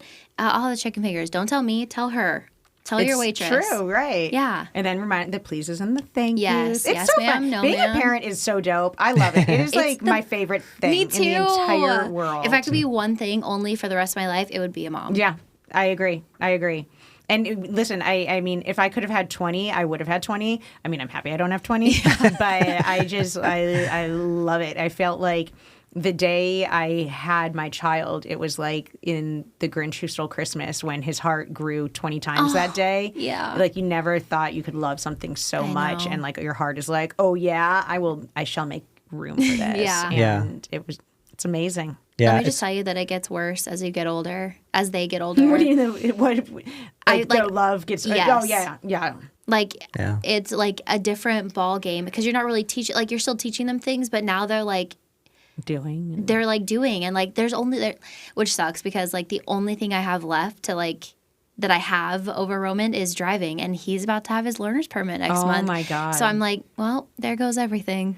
I hate my sister-in-law. Like totally ruined it for me. She's like, we're raising them to leave us, and I was like, Yeah. you're a sick woman. He's never leaving. I don't know what's going on in your house, but Hawkeye's living with mommy without cats Forever. ever. I feel the same way. We're gonna be like a proper Norma and Norman Bates. I said to my husband, I was like, maybe we'll get lucky and there'll be like teenage pregnancy and like we'll get like a baby and him to stay. And Oh he's my like, He's like, God. like, don't ever say that out loud. Here I am on a podcast. Maybe we'll get lucky with teenage pregnancy. Maybe we'll get lucky. And he'll knock someone up at 12. Oh my God, that's That's so my biggest fear. fucking hilarious. That's why I'm going to teach him about the birds and the bees. You've all caught on. I'm that crazy. Your master plan. You're planning great grandkids. I'm gonna have great grandkids, but I'm in my 50s. Oh, at the library. Where are there books about the like how they like make the baby? Ma'am, we teach preventing the baby. No. I want the one about making. The We don't do We're abstinence. in this streamlining family. here. Maybe he should just Google sex. No, he'd be too polite. He's such a gentleman. Oh, I love that. I can There's tell. not gonna I want to be- hang out with him. Ah, please come hang. We got a Yeah. nice pool. I always see when you're in town in LA because your food postings get really good. Yeah. And I'm always Yeah. like, I need to hit up Tony and Angel because they're eating good. Man. Also, I want to see them, but also it's always like But also barbecue. those, Where are those barbecues at? AJ's Barbecue. Shout out AJ's Barbecue. Where's so much AJ's good- barbecue at? Is that the one on like Moore Park? Yeah. I know exactly where it is. Yeah. Eddie's obsessed with it. Yeah, It's it's good. so So good. you're like literally in my backyard eating barbecue. Wow. Yeah. That's crazy. I'm like, I could scoot there. There's so much good food in that God. Yeah, area. there is. Do you know Hank's Bagels? Oh my God, we ate Hank's yesterday. Oh my God! See, My sister was in town last week and she loves Hank's. And so she got Hank's and then she got like an extra one and be like, and so there's like leftover cream cheese and here's another bagel. Even though I'm going home tomorrow, there's one for you. And I was like, okay, great. But there was still more cream cheese. So then we had to go back because it's like the proportion. Oh, so yeah. that's like the sick game that you get is then you're like, well, I still have this good cream cheese. So I have to go back for another bagel. And then while I'm there, like, Is Man. that the one with the dill and the little baby gherkin? oh, this is the one. It's on Ventura Boulevard, and the one I get, the one it's like it has like melted cheese and jalapenos on top, and then the cream cheese is like this habanero hot cream Ooh, cheese. you That's like it spicy. I like it spicy. I think the one Poppy. you're talking about. I think the one you're talking about is called Courage Bagels, Me? which is in Silver Lake. Yeah, That is what I'm talking about. Okay. and Okay, that sorry. bagel place is bomb too. They do this thing where they, is it that where they burn? Yeah. Man, Yeah, I think you need to try that. there's like usually a line though because What do you it's mean like, burn? Because I only eat my stuff burnt. oh, I then only, this bagel will blow your mind. like nothing's more disappointing than like me like going to Denny's and being like, can you double toast that like toast and bring it to me burnt, and it comes out normal. And I'm You still like, go to Denny's? every once in a while, like after like a soccer game in the morning, Yeah, like let's go yeah. to Denny's. That's funny. I haven't even thought of Denny's in forever. Like that was our go-to hangout as kids. Maybe but like, we're going tonight. Maybe. a little we're getting moon over Grand my Slam. hammy. Little Yes. eggs over my hammy. You know? Oh my God, that's funny. Now that's a place that does not do well when you ask for like a substitution. Yeah. Like if you want to see what panic looks like, ask to change up your order and fear. That's funny. Good I old haven't been Denny's. to a Denny's in a while either. Wait, where do you live in Burbank? I live in Sherman Oaks. Oh, okay. Yeah. So Ooh, that's fancy. it's fancy. I always listen when I first moved to Hollywood. I was in West Hollywood, right off the Sunset Strip, in like this great historic building How cool. that looked like Melrose Place minus the murder. Is what I always said to people. It was a building that was 1928 Spanish That's so with cool. the tiles and bougainvilleas, and I mean it was just so dreamy. and I loved it. But during COVID, we were kind of like, listen, there's a 2-bed, 1-bath. The kiddo was 3 at that time. You're like, we always knew we had to eventually leave, and COVID was the right time because I didn't have to have that FOMO. My big thing was, listen, I love being on the Sunset Strip and being able to walk to shows and do things. Sure. Yeah. But luckily, when everything was shut down, it was easy to be like, fine, I'll go to the gross valley where dreams go to die. But it turns out it's amazing because there's just parking meters for days and no parking meter maids. You never get a ticket in the valley. And you don't have to get validated at Target, and everything is really, really nice. Yeah. Living is really nice. Having a yard. Yeah. Cool. And that makes such a big difference with like a little boy. And the house we found, and so it was during COVID, it was during that really a-hole moment in real estate where 20 bids were coming in, and then it would be like 11 bids and going God amounts of money over the asking price. Yeah. And we were not only saying yes to that, but then sending them cookies saying, thank you for picking me, for giving you my money, and like just Jerkville. But this house had a wraparound. It's a corner with a wraparound yard and a play structure already in the front yard with a slide and like this jacaranda tree. Jacaranda. I watched the movie Poppy. Encanto, exactly.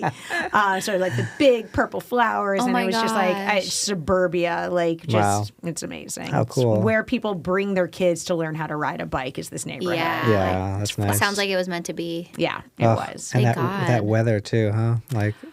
Yeah. That's the hard thing about here. It may be so expensive and full of real douchebags, but I tell you, the weather makes up for it. Yeah. It really does. And I feel like the quality of life there is just like so much better. Like, I don't know why. I feel What are you craving? What are you looking for? What's your definition of quality? I don't of know. life? I feel like there's just like so much more natural things that are there where it's like I don't know. Everybody there just seems more natural, more earthy, more Definitely more earthy. Yeah, there's definitely that earthiness. I mean, you're right. Listen, it's a good old blue state. Yeah. We're gonna talk about chia seeds in our granola. That's for sure. Well, maybe that's what I'm craving is more of a blue state, 'cause I feel like we did go red this election. It just feels like a lot of fast food, a lot of like, you talk about the douchebags there, like times 1,000 here. Yeah, I'm sure.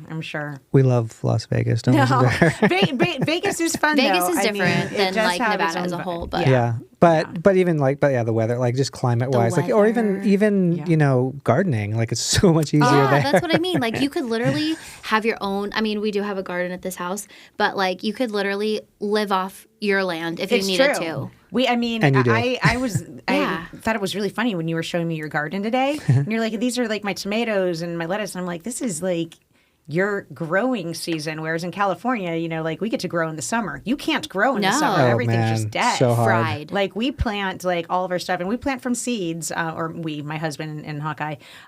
You eat the food. I eat the food. Yeah, I watch them toil.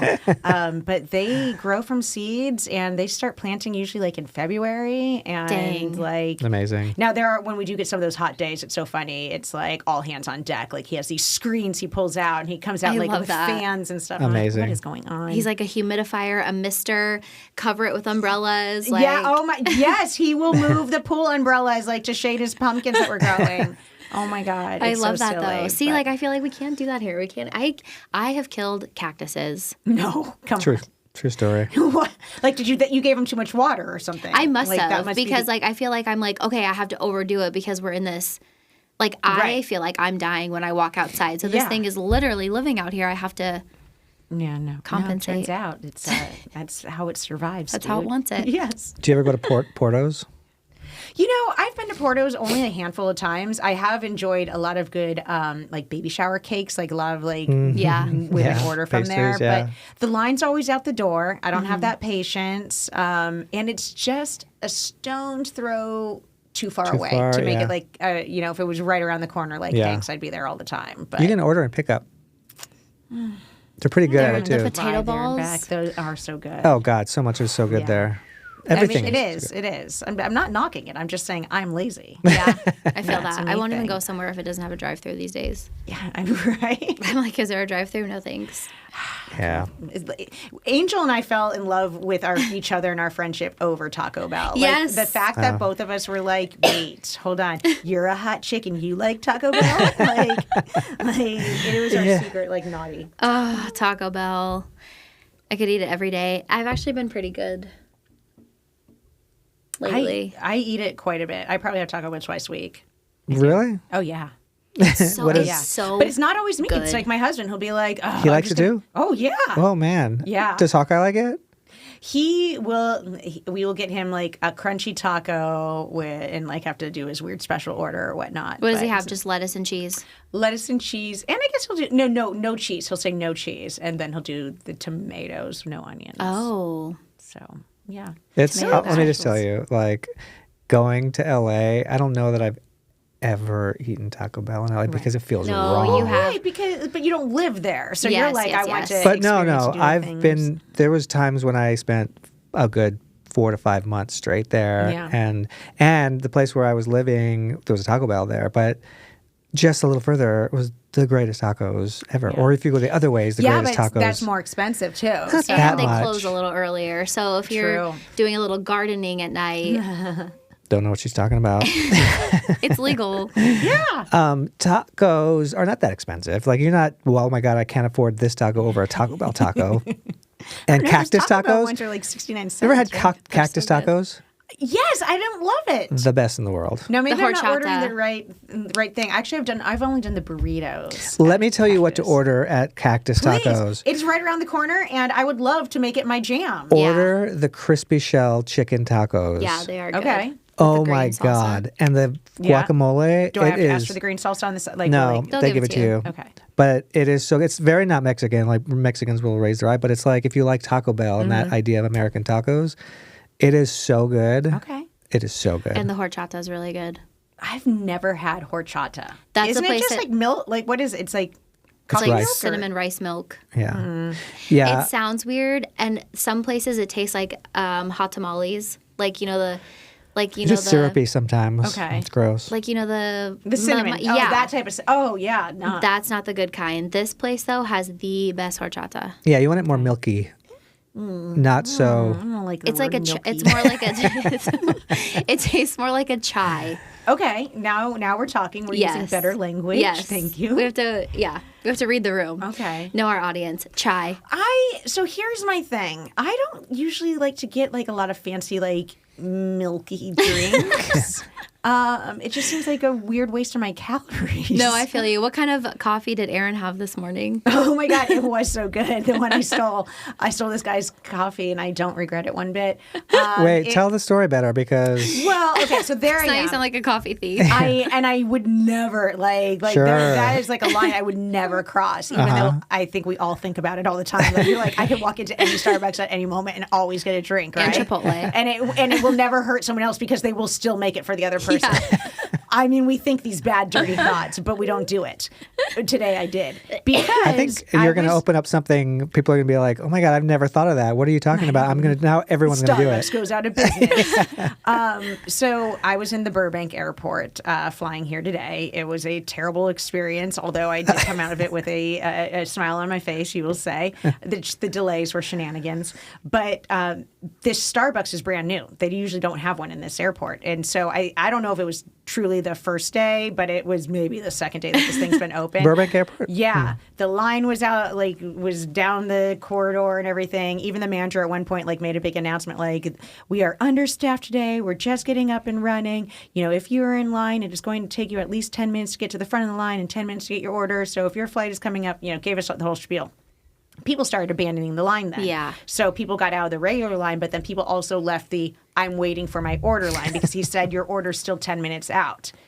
This is where I think Aaron went, and in my heart, this is what's going. I believe, because I then stood in line and watched this drink sit on the counter while I was still in the line. I'm 8 people deep.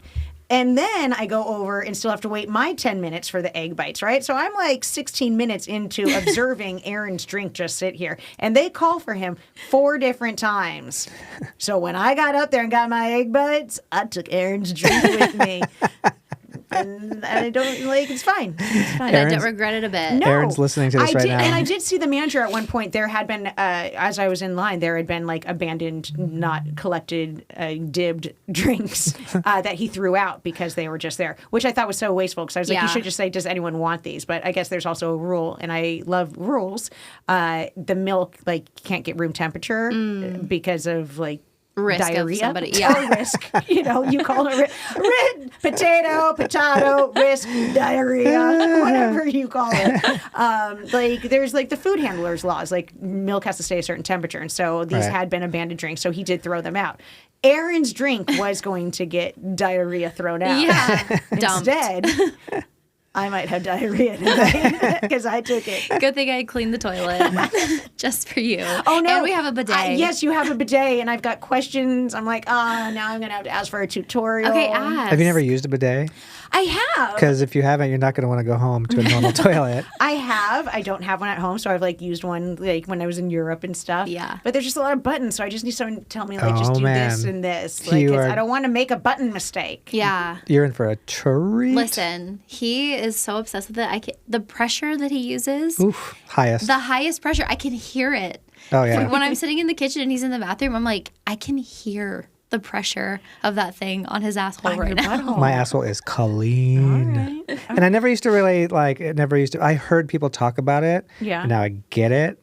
And now I But you feel still like, wipe, right? Like you Yeah. wipe. Yeah. Okay. but Do you however, wipe first? Okay, No. wait. We've had this debate. Absolutely I not. wipe and then I spray and then I wipe again. Like Right. wipe dry. silly. He goes, silly. no, just spray Yeah. and then dry. And I'm like, no. I want people, Yeah. if people are listening to this, I would like for people to comment because it makes no sense to wipe for it because all you're doing is making a mess and then you're like spraying.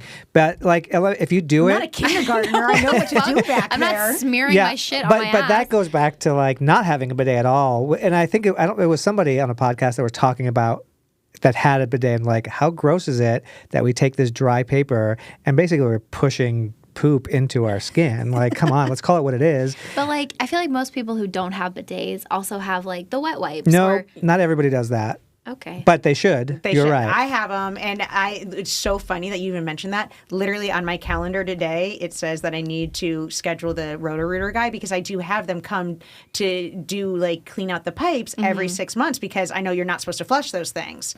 So I know that like, and every time they're like, you shouldn't use these wipes. It's bad. They're tree roots. And I'm like, nope, that's why you're here. Yeah. Because I'm using them, and you're making sure that the tree roots aren't a problem. yeah. So- That's your job. But- Roto-Rooter. Listen, My only thing with the bidet is I feel, and don't worry, I will figure it out. I feel like I'm using an intimate device shared. It's like the equivalent of sharing a toothbrush or a vibrator or whatnot. I feel like this is well, we're using you different water. but for some reason, I'm like, this machine is squirting water at Tony's butt, and it shouldn't be cheating on your butthole, and also doing mine. And what if there's residual, like, I don't know, Squirting. Yeah, Wow. it's like that blow dryer, like it's blown your butt before, and now, like, I don't know. It's true that the instruments are awfully close to other people's buttholes, Yes. but it's worth it. It also has a flap that covers the instrument. Because I got So if in you there and have cleaned like it. Are we talking about- explosive stuff, like it's not gonna. No. It has a thing that covers it. And then like when you do it, it goes, So when you clean your toilet, do you take a moment to clean the top of that flap? I did. No. I did. I did last night. Yes, I did. I thought it's self-cleaning. Not that Okay. flap. Where's it going to get the water from if it's covering the water Yeah. hole? Oh yeah, I see what part you're talking about. I thought you were talking about the actual hosey thing. Listen. Here's the thing: is if also Sell me. one of the reasons, her. and you guys should get one. Like I don't. They're ugly looking too. So They're they're big hideous. and ugly. They So also worth it. heat up the toilet seat, though. I will. I know. That's a big I selling sat down point. on it. So first off, we need new toilet paper. We're almost out, and I pee a lot in the middle of the night, so I'm going to need another roll. Okay, because yes. I I don't did want to see deal that. with this. We as in us, our No. whole household. Yes. The roll in the That's what I bathroom. mean. Yeah, Okay. it needs another roll. I need more toilet paper. I don't know if I'm committing to using your bidet. I'm just not ready. There is a front blower as well. Stop! There is a front blower. And yeah, I sat down and I'm like, it's warm. And I was like, I then felt like did Tony just sit here? So it took me a minute. I was like, did I just sit on someone's, did you pre-warm Warm this butt? with your butt? Like, I've gone in after my husband or my kid and you're like, I kind of like a cold toilet. It feels fresh. No. And this all of a sudden I was like, it's Tony's butt was I here. take care of my guests. I'm like, she's coming. I better sit here for a little bit. Preheat this. He's like, Let me tell you what to do. Here's what you need to do. Because in the guest bathroom where you're going to be, there's a mirror right in front of you. Oh, God. Now what? What I would like for you to do is I would like for you to make eye contact with yourself when you press that button. And I want you to not, this is going to be an acting exercise. I want you to not react. no, it's impossible. Because let me tell you too, It's there's something impossible. about this thing. It has aimbot. It will find the direct spot. Oh, really? It has is like AI? Yeah. No. It seems like it because it hits you in the right spot. I It know does I seem will like die it. laughing because here's why. we're gonna hear I you used in to the take bathroom. aerobics classes, and if I ever saw myself in the mirror, I would laugh in the middle of class because I'm so uncoordinated. So I can only imagine whatever my reaction is going to be. It's Find the most humor in myself. you're going to sit there and what you're going to try to do is avoid going. Yeah. The thing is, I know it's coming. I push it and I know exactly what it feels like because I use it almost every day.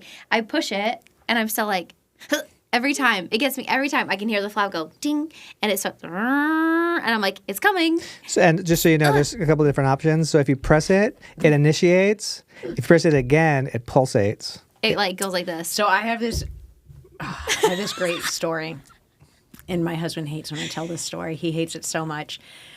I don't even know if I should tell it. Do it. I'll tell it, but you can't use it as like a clip. You know what I Not gonna mean? Like, promise. Or do you want to tell us when the mics aren't on? No one's promising anything. I'm also Okay, gonna, Aaron I'm Burr also, over here. I'm also going to tag him. No, that's the thing. It's come like on. I just don't need my name and this story coming up as a 60-second clip Yeah, and no. be like, this is Swear. it. Like this needs to Scout's be honor. buried. Can't wait to hear this. If you want to tell us later, you can. But I'll tell you with no Roman's way. story. I might have to. No, come on. You kidding me? You're seriously going to get a lot of hate if you don't tell the story. We won't share it. Well, so the great thing is it's not my story. So Okay. it's my favorite story to tell, but it didn't happen to me. Just turn the mics off. Just don't say names. Give new names. That is the beauty of it. Like, so luckily, so I've had a couple of really, really intense Me Too moments where you're like, whoa, like those guys are lucky I didn't report them. Yeah. Back in the radio biz days. And one was when this guy told me this story. And you have to imagine me being a 16-year-old, like, night shift at the radio station alone with just then another radio Yeah. DJ telling me this story. Now, mind you, I have a great sense of humor, so I don't get offended, but you're like, this is bad. But he told me this story of that he's like, yeah, when I was in college, and this was in Arizona, we would go down to, like, Tijuana or Nogales, whichever one's down below Tucson. And we would go see these crazy shows, right? So I thought he was about to tell me about like a donkey show or Yeah. something. I was like, oh, okay. He's like, no, we would go down there and we would go to the seedy bar. And again, this is not my story. This is someone else's story. And we would walk in.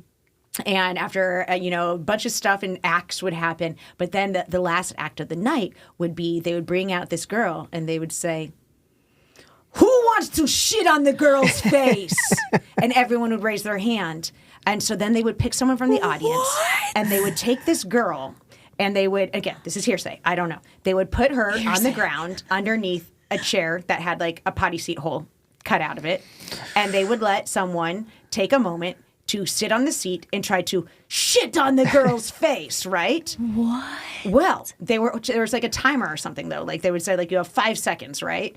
And every week, no one would shit on the girl's face. And so they'd be disappointed. So, the next week they'd drive, more guys from the fraternity would drive down there, go to the bar, and they'd wait for the end of the night for the guy to come out and say, who wants to shit on the girl's face? And someone would go down there and try. Well, finally, someone got up the nerve from like the fraternity and his group of friends to be like, I'm going to try it, right?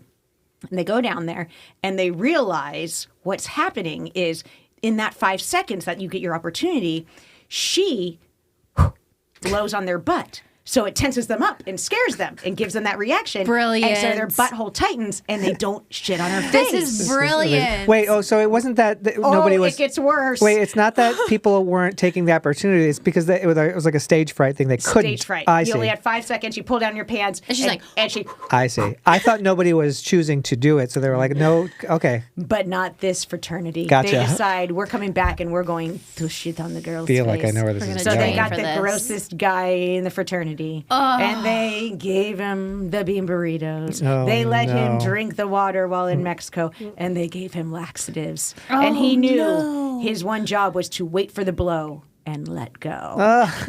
Wait for the blow and let it go. So these guys go down there and they say, who wants to shit on the girl's face? And he raises his hand and he gets picked and he sits down. And he shit on her face, and then she was blind forever. And she I went, don't "Hi, know. puppy." All I know is I'm 16 years old, alone in a radio station, and the night jock is telling me the story. And I'm just Wow. like, this is crazy. But it, Yikes. to this day, is my funnest bar, drug Yeah, story to that's tell a good people, to story. captivate a group of people, to be like, oh, I've got a story for you. That's amazing. And sometimes I'll tell it as if it is like, oh, my real friend went and did it, and, make Yeah. it more intimate. But I want to be very clear in this internet day and age that Yeah. this is just someone else traumatized me with this story. That is so hilarious. And how do I not use that clip? Who wants to use You absolutely cannot. I will kill you. who? That's so good. Yeah, Ew, I can't believe I talked you meow. into telling that story. No, yeah, I can't even. But you and imagine. I've told it to other people. I say, this is your story now. You can take this and you can tell it. Oh You my do God, not need to thank give me you. credit. You can use this as your party trick next time you're at an awkward Christmas party and you just want to tell someone a story and entertain a crowd. Please take this story and Next share time we it. next time we experience an awkward silent moment, we should be like, "Who wants to shit on the girl's face?" It's going to become, I want it to become folklore, right? I want it to be Yeah. like the girl with the green ribbon or the red rum. And like, Yeah. I want to, the legend has it that there's a Bigfoot and there's also Amazing. down in Mexico, this bar. So one day it gets traced back to me. Man, so do we Imagine. think that he let rip on her mouth being like in this position? So I mean, No, if she so, blew, and then yeah, he because went, think about it, when you blow, then you kind of have this Yeah. moment. So, but maybe she just also knows to be like, yeah. maybe it's a tight blow. where is this, what is this woman doing these days? Also, how many assholes has she seen? Oh. Like how many actual anuses? Maybe it's not even. Maybe he is the original folklore. Maybe this never even happened, and he just was trying to traumatize me. Maybe. I mean, I don't know. Yeah, definitely wildly inappropriate Wildly for a inappropriate. 16-year-old. Not even like parents aren't there. He's not friends with your parents. Like nothing. no. Just telling you this little girl this story. Yes, and I'm like, I'm just here to listen to Magic Carpet Ride by Steppenwolf because I'm the board operator at this 70 station. Yikes. Thanks, dude. Thanks, Jim. This Yeah. is the first time we've talked about poop and farting on the podcast. Thanks, Katie. Oh, really? Yeah. We've talked about it quite a bit, too. Thanks. We have. We started back with like the butt babies. Farting is it'll never not be funny to me. Actually, it's what happened to me in Chicago one time. I was on my way to a friend of mine's wedding, and I notoriously, if I'm nervous, my stomach starts to get going, and then I have really bad gas. Not just gas, but like for some reason it's extra bad. Yeah. And I was going to my friend's wedding, and I was going to take a taxi, and I was like, and I was running late, and that's when the stomach starts to go. And I get into this taxi cab, and I give him the directions. This is dating us too, right? There's no more, like, I didn't get into an Uber. Take a left up here. No, here. Got into a cab, starts to drive. Within maybe 20, 30 feet of going, I let it out slowly, right? Silent but deadly. Yes, And definitely. as it's coming out SPD. extra warm, I'm like, oh, this is. But I was like, okay, there's that plexiglass. I was like, maybe there's a chance, But the smell's so rotten, you're like, I may have pooped my pants. No, it wasn't that. It was just going to be really bad. If there was somebody in the back with me, it would have been deadly. And I was like, I just hope that it doesn't get through those little holes into his. But he stops. The cat pulls over. And he goes, no, and just points out. He didn't even look at me. He didn't say anything. All he did was say, no, Nope. Nope. And I got out. I only drove like 50 feet. Oh, and I my got God. out. 50 And feet? I'm dead. instantly too, I was like, yep, I got you. I was like, I didn't ask any questions. I didn't even try to be like, what do you mean? I was like, I am out of here. And as I'm walking down the street too, I felt like everybody knew, right? Like, So you just got So kicked out of the bad. So I had taxi a for terrible farting. first date that I think that was what happened to the guy that I went on a date no. with. So I was in Dallas and this guy, and I just moved there and I knew nobody. And like this guy, I can't remember, I met him like at like a barbecue place or something like that. It was called Red Hot and Blue, which was really good and a good name, right? Yeah. Too. And so he comes to pick me up and I don't even know why I said I have a real problem of saying no to people. I'm too nice and polite. I didn't want to hurt his feelings, right? So, parents, please teach your little girls that they can say no. Yes, you don't have to immediately. dance with anyone, even if they ask. It's okay. Just be kind when you decline, right? Yeah. Just be kind. So I say yes. He comes to my house and picks me up and immediately does the annoying thing of he's like, well, where do you want to go? And I'm like, bro, I literally just moved here 2 weeks ago. So like he didn't have anything planned, right? So loser to begin with. And so I suggest the only place that I had been to besides the barbecue place where we met was a sushi place. He's like, okay. So we go downstairs to get in the car and we get in and he opens the door for me, which is lovely. But I get in and for a moment I'm trapped in there by myself. And the smell that is in this car. Because actually, I remember when we were upstairs, he's like, should we take your car? Because you know where the sushi place is. And I was like, no, we'll take yours. He didn't want to get into his car. He knew what was trapped in there. There was an SBD waiting for us. And he got in, and we both kind of had to acknowledge that this SBD was there. He turns on the car and immediately puts the windows down. We know this SBD is lingering. It is so bad. I'm literally gagging. I'm gagging because I'm like, this is. I mean, it is. I thought to myself, he pooped his pants and it's under the seat. Like he took off his underpants. dirty and underwear they're under there. Yeah, there's poop in this car. It was that bad, but it was just a Tony tummy. He had Tony tummy. Totally. And so we get to the sushi place, and the date continues to be terrible because, listen, I'm in Dallas, and it's circa 2001. Sushi's still kind of a new thing, right? This guy had never had it before. So I had to teach him how to, like, open up the chopsticks, how to do everything. And it just was a giant turnoff that, he's an SBDer. He doesn't understand how to do anything. And then I also was, like, so gaggerific that we're going to have to get back into this car because I knew the smell was still lingering there. So needless to say, that was the end of our relationship. That was the one and only. Very brief relationship. Yeah. But the Tony tummies.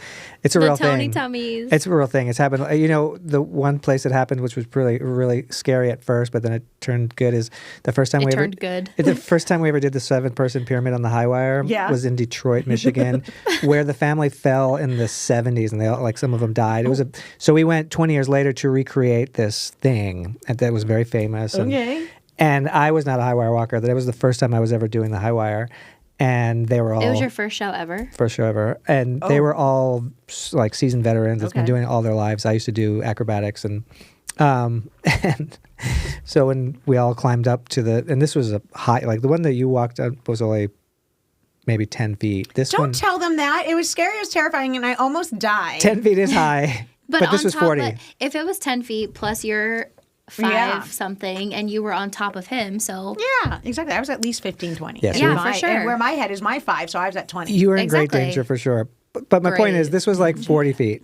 So this was 4 times that. All right, fair. And we would climb up in the blackout. There would be a circus act before us, and we were all sitting up there, and they make this announcement. And the announcement they would make for this was like literally like 5 minutes long. It was like this famous family, and they were telling the story of... And as they're telling the story, like, burp, I was like, oh no, like, it's happening. Tony tummy. And it just kept going and going. And finally, and they all kind of knew about it. And in the blackout, you could hear one of them be like, oh, Tony. And everybody started giggling. And then, like, the lights came on and we were all just kind of laughing. And then it kind of broke the tension, which was kind of... So my Tony tummy actually maybe saved our lives. Have you ever smelt the Tony tummy? Oh, God, yeah. It's forever Tony tummies at the house. That's Really? not true. He just lets it rip whenever. Okay. See, but there's Eddie also, and I so does she. Don't think she's just like the not farting girl. Other. We've been married 15 years and we don't do that in front of each other. No, I don't. We I don't poop in separate bathrooms. Wow. Like, so but you just don't do it loud. You do it. You just let it, you kind of like, I mean, as like, Only if you don't have a choice. if I know it's not going to, like, if we both know it's not going to smell. oh, that's hard. I don't think I ever know if my farts are going to smell or not. Well, if you have a Tony tummy feeling, like, you know those ones. That's but like, true. And if, like, maybe you were in another room and you kind of let one go earlier and you're like, oh, cool. It's just an airy day. I'm safe. I'm safe. Like you kind of know like your temperature that day if you've tested them out throughout the day in your own privacy. Yeah. That you know what you can. If you're a little cut loose eggy.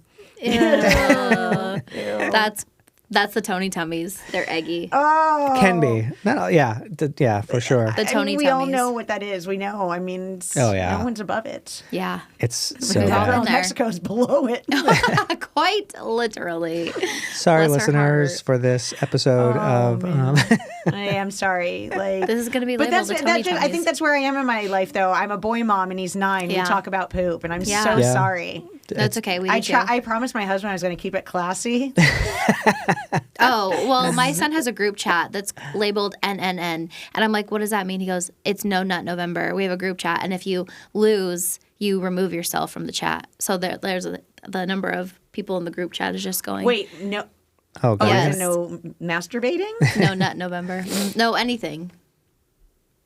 Why, I'm like, though? cool. Why So are you they have that to look withholding? forward Why? to. Like, I don't understand why. I don't know. You know, it's like it usually is No Shave November or something like that. Yeah, like this is what his November and little stuff. group of friends Well, has. there was a movie, right, with Josh Hartnett about not. Oh, was there? Yeah, where they didn't have. Where It's probably all based off 40 of that days. Seinfeld. It's called 40 Days or something like that. I don't know. Yeah. But you have that to look forward to. It goes from poop to that. Ugh, nut is the worst word for it. It is. It really is. is. But like if you're in your boy group chat, it's like whatever. Your 14-year-old boys are saying it. It's like okay, but like no, we're not saying Like that. I don't like nut. Like we actually don't use the F fart word in our house. We still Like you we'll don't say toots. fart? Oh, Toots. okay, And like okay. my mom wouldn't let us use the F word. F as in fart. F is in fart. Okay. Like growing up, like she just like said it was just so like foul. and pretty whatnot. yucky. But I didn't like. We call it passing gas, and I don't like that. I'm like that. Something about that really is gross to me. Yeah. Did you pass gas? I don't know. Maybe she's from Ohio. She's adorable. Like Bless. as cute as can be. But I just always like said toots to my little one. Like, Yeah. You got the toots. And Yeah. now he's still like That's cute. I can toot. That is really cute. Yeah. Should we tell the nut story? What? What's the nut story? Yeah, what's the nut story? No. Come on. No, that's It's so for good. off the mic. It's so good, though. It's no. It's so Absolutely, good. It's Another not. It is. It's very honest and it's very No. pure. No. It is. What's wrong with it? No. What's wrong with it, though? It's pretty funny. Does it just involve just you two? Yes. Yeah. But it's pretty funny. Okay. No, I can't. I literally can't even muster up the courage to even try to speak about it. It's not that bad. I just can't. Okay. That's fair. It's a safe place. So I'll just make it. I'll just say it. I'll just say okay. it. I'll say So it. fuck me, I guess. I'll say it simply, where it's not that bad. It's basically Okay, go the ahead. gist of it is My hair getting flat. we were. I wish I had that problem. Do we need to take a fluffing break? I've already fluffed. You look beautiful. No, I want feel. it. No, I'm too. No, I'm too uncomfortable to say it. Yeah. All right. Wow. That's fair. We were canoodling, Oh, as you do, yes. and Yeah. I'm just gonna try to get through it. No, we don't need to. I've never heard anybody. I don't use that word, neither does she. And I heard No. Okay. Oh. I heard nut in me. And I was like, ooh, who says that? But okay. And then after she was like, wait a minute, did you? And I was Nut like, Yeah, I said not. Oh my God. And I was like, wait, did you? And he was like, yeah. I was like, you just said to. I was like, in the weirdest way. It was so confusing. Oh my God. and I said it multiple times. Yeah, which made it even worse. So I was like, this feels like a weird. This feels like a weird kink you're having what a right weird, now. Like request, like over and over to not. Oh yeah. No. No one wants that. No. And I remember just being like, Bertha, ooh, who says that? That's so gross. But okay. should have been Was like, this early what in your did you say? relationship? This was or like this, No. last oddly- month. God. Oh my God, that's so funny. You're like, maybe she's trying something new. Absolutely. Like, I can't even I understand was like, how that. well, in my head, I was like, did she just hear this on some weird movie or something? But Right, okay. right. Who says that? Never. Oh wow. Brother. All right. We're breaking new ground on our I podcast. We're mean, telling. clearly. Jeez. All right. Icky, icky, ew. Yeah. Anyway. Sorry, Greg. Yeah, sorry. Oh, yeah. Sorry, Poor Greg. Greg. I forgot you were here, Greg. Once in a while, you hear him giggle. What I want to ask you about a couple of fun. Yeah. Because you've gotten to interview so many fun people. Like, Yeah. didn't you interviewed Dee Snider, right? Oh, yeah. What was he like?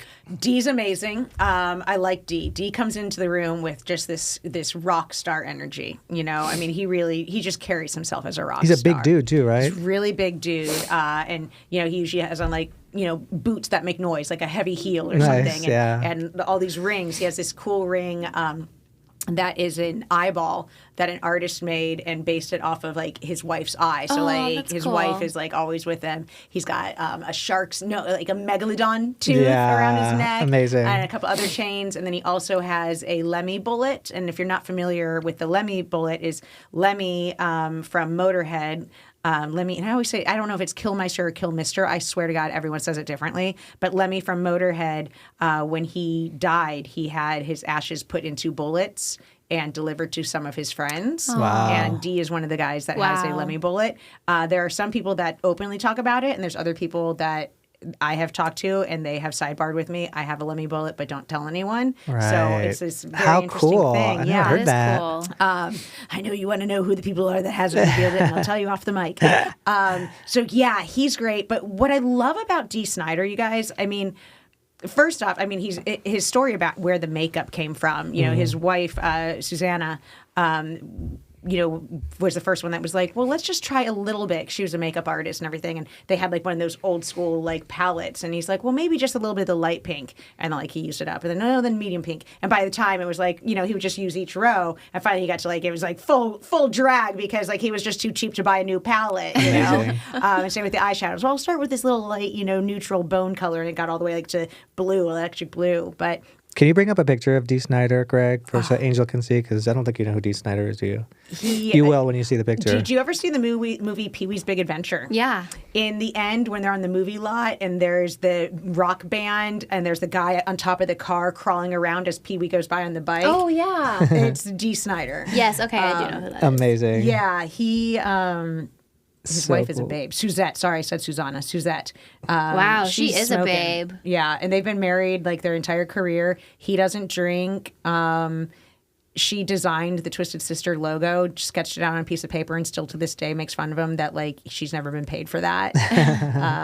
And there's at the bottom there's him testifying at Congress because that's the part that I really love about Dee is he first off he's very articulate, he's very smart, he's on the right side of things. And when the PRMC and Tipper Gore was trying to, you know, put all the, you know, parental bans on music and saying that music was bad for the kids, he went and testified in front of Congress and said, you know, listen, these lyrics are not bad. I'm not, you know, trying to take over, you know, your kids' brains. I'm not Satan. Music is to be interpreted, quite frankly, Tipper Yeah. Gore. It's art. If you saw this as that, maybe you're the sick one because, and he told like the real story of the lyrics.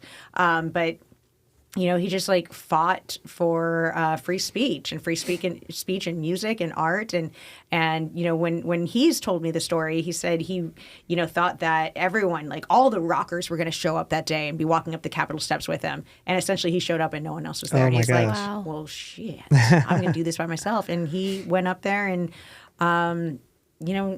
He fought for what he believed in, and I That's love cool. that. So That Yeah. is really cool. Dee's great. That Dee's is so great. cool. And Dee has always, Dee, if you're listening, I appreciate this because he's always said yes to me. Every time I've said, can you please come in and do this? Can you come and be on this show? Can you be on that show? He always says yes. I mean, even most recently, we did a cooking show with Carney Wilson. And you'd think, well, these two should not be together. Crazy Wilson couple. Phillips. Yeah. It turns out they had been on some like Gone Country TV show together and had bonded and been friends. How But of cool. course, he was like, I'll come be on this cooking show with Carney. And we made sloppy Sniders instead of sliders. Cute. Amazing. Yeah. So Ask him if he wants to come on here and talk about farts with us. someday. listen, if you look at his tour schedule when he comes through Vegas, I'm sure he'll Oh do my it. So gosh. anytime I'll put it in the ask for you. That'd be Absolutely. so wild. That'd be so cool. He's a great one. I could go down a laundry list of people. Oh yeah, look, there they are cooking together. Yeah. Oh yeah. I mean, it's so refreshing to hear that like people like that are just like genuinely good Yeah. people. It's so refreshing. I found, while doing my shows, the top 10 revealed and the very, very best of the 70s and the very, very best of the 80s and Spin's 100 Greatest Rock Stars. I got to meet all these different people that we would bring in as talking heads. But all of them seemed to trust and become friends and family with me. Yeah, I truly consider Dee a friend. And I know that every single one of those people walked through the door not knowing me and hesitant, what's going to happen, what did my agent, commit me to, somehow we got them through the door. But I know for a fact that I made friends with people and made them feel safe and trusted, and I never misused, anything out of context and made anyone look like a jerk. That's why they said yes the second, third, and 20th time to come back, because we had such a safe environment in all these shows, and I respect them. And I would be mortified, if Dee ever thought that I would misuse something of his out of context. Yeah, and of everything. course. So. You in general do feel very safe, though. You're very open and welcoming, and I would probably shit on your face. I feel comfortable shitting on your face too. Thank you. A couple of the other people, Sebastian Bach. He's a Vegas guy now. That's so cool. He's so nice. He comes in with a big rock star attitude. What I love about him is the first time he ever sat down in our chair. I don't know if anyone's ever seen the lights if these show up on the camera or whatnot. We have these, big Chimera's lights, and we were lighting him with typical TV lighting, where you have one behind and one here and one here. And he comes in and he's like, "No, man, I want all these gone and I want one right here." And you would think, oh, what a diva. I disagree entirely, because I have a broken nose, so I know exactly where I want my lights, and I shouldn't be on this side. So F you and F you. I should be sitting there. But I look like a troll because I like these two people. Wait, what do you mean? The broken nose story is something else. But I like to have my heavy light this way, so I love the camera to look this way so you don't see the bump as much. But anyways. You're sitting on my side. I would have been happy to switch with you. But he knows what he wants. And he's like, when he said when he filmed that, was it 18 in Life for Skid Row, music video, they had this one light from the front, and he recognized that was his best lighting. And forever forward, he comes in and he says, "This is what I want." Morgan Fairchild, the same thing. She's like, "Honey, I have been working with lighting directors my entire life to light this nose because it's very slender." She's like, "Trust me when I tell you that light's in the wrong place and that light's in the wrong place." And just, I like when someone polite, but confident. Never did I feel like they were coming in and bullying, but I love that he walked in and was like, "I'm going to need a light right here, and I'm going to look real dope." And he did. Yeah, it's all about being polite. It's not what you say, it's how you say it. Absolutely. And it's okay to ask for things, because I also have a preference. This camera shows this side of my face the most, which is not my good side. I chose this seat because I thought that camera was going to get me and not this camera. So now I'm just trapped on this side. I feel like everyone just needs to shake it and go to the seat that everyone wants. Okay, we should just move. We'll play musical chairs right now. I'm happy wherever. It's fine. It's whatever. Fine. So now I can't, you should have never said that. I've never noticed it, and now I can't not see it. I know. Don't ever say that. What is wrong with you? And how did it happen? Oh, God. Okay, so it started out in the morning. I was at brunch, bottomless mimosas, in New York City. Oh my God, how fun. And then I took the train to Philadelphia and sat in the drinking car and got to this gentleman fellow's house at the time. I would say he was my boyfriend. I think we're looking back on it. I'm not sure we were boyfriend-girlfriend. I don't think we were in a relationship at all, but I sure did go to Philadelphia to see him. But he was very charming and lovely and handsome as all sin. And I got there, and we continued day drinking, which is terrible. Mom and Dad, you don't need to hear this. Actually, you should have stopped listening a long time ago, by the way. And his roommate's friend came in and was excited to see me. And I was sitting on the bed, and she ran in and jumped on the bed. And have you ever been on a trampoline when you kind of get double bounced? Oh, sure. And you go extremely high? I got double bounced somehow and took the side table in my nose. And so it was like, oh, my nose. And there was luckily a bag of frozen M&Ms in the freezer. So I went ahead and reset that thing on my own. Because you were day drinking. Put some M&Ms on it, and then we walked to the strip club, and it was a real classy night. And Yeah. That's interesting. I pride myself on maturing and becoming a professional these days. And it just goes to show that people can change because 20-year-old Katie made some decisions. Wow. That, You reset that your own 25-year-old nose. Katie that I wouldn't make again. Wait, but like you just reset your own nose. I know. And then I never went to the doctor. I didn't have insurance. I think was like my insurance had run out. I had just been leaving MTV, so it was like the end of my contract or something. So it's like, and I was like, I don't need to sign up for Cobra. Yeah. And so that happened. And I so I didn't know you remember were- then my sister came. We then went from Philadelphia down to DC because he then was driving to my sister's house, and I remember showing up and my sister being like, "What happened?" Because then I kind of had two kind of black eyes. I was like, and I told her, and she's like, do not tell mom and dad. And so oddly, like you said, you don't really notice it. And I don't think my mom, so I it never was would've years noticed. before, like, I think my mom was like, what happened? And I was like, oh. What'd you do to that thing I built? But I think I hit my head so hard that I got a concussion. Oh my Because I had been gosh. drinking in the morning the mimosas. Yeah. This is terrible. I'm never going to get hired ever again as a professional executive. You were a baby. I was. I was drinking at a bar that had numbers in its name, you know, like bar 227 or something like that. And so when I then went to DC, the next day I set up a new bank account and they're like, what do you want your PIN to be? I couldn't remember any numbers. I couldn't remember my birthday. I used that bar address number as my PIN. It's my PIN to this day. Holy cow. It is the weirdest dead. set of numbers that had nothing to do with my life. So, like, no Except one your will ever be nose. able to hack it. That's so I'm funny. sure the bar never doesn't exist anymore. And for some reason, I remembered that weird That's combination so of numbers. wild. That's amazing. It's so weird. That's such a good story. You have Holy obviously have, and the fact that I've never changed my PIN number Yeah. in 20 I mean, years I is haven't also changed- weird. I haven't changed my PIN number. My brother set up my bank account when I was like 16. And I still have the same PIN number. Yeah. My brother did my PIN number, and he was like, "This is why it's your PIN number. This is your PIN number." And I was like, "Okay, Okay. it's still my Aye, PIN aye. number." Yeah. that concussion explains why you're so aggressive because you probably have CTE. Always very aggressive. Yeah. Exactly. I don't think I ever had a concussion. Well, actually, I might have and just never knew. Probably. Growing up in the circus, 40-something years, I never broke a bone until a couple of years ago, and I broke my ankle playing baseball. But, like, no broken bones, no stitches. Was that the nothing. chair or did you just Tony tummy us? She just Tony tummied us. It was my thumb. You guys have good hearing. Jesus. No, I will Guys say are on these top chairs, of when it. I sat down, I immediately thought these are squeaky chairs. And I hate that because I'm like, I'm going to move and you guys are going to think that I've tooted. Or We just something. think that now because we've talked about Tony's tummy, and I hear your stomach gargling this whole time. It's the chair. I swear, It's like when you're in your shoe too. You're like, it was my shoe. It's funny. I heard it, and I was like, I wonder if, and she's like, it's like, Jesus. Like, discreet. my Now, God. mind you, you're in the car talking, and she's like, I can't hear you. Yeah, Speak up. exactly. Oh my God, that was the lowest sound. She's like, she almost did like a triple take. Hold on. Did you fart on camera? Hold on. No, the difference is the tone in your voice is specifically so low and so monotone. And when I was a kid, when I would call people, they would say, hello, ma'am. I'd be like, please stop.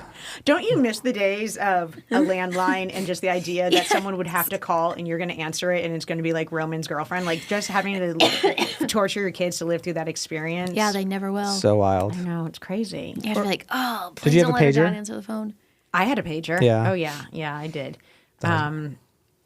Yeah, just my parents would use it and then like my boyfriend. Yeah. So wild.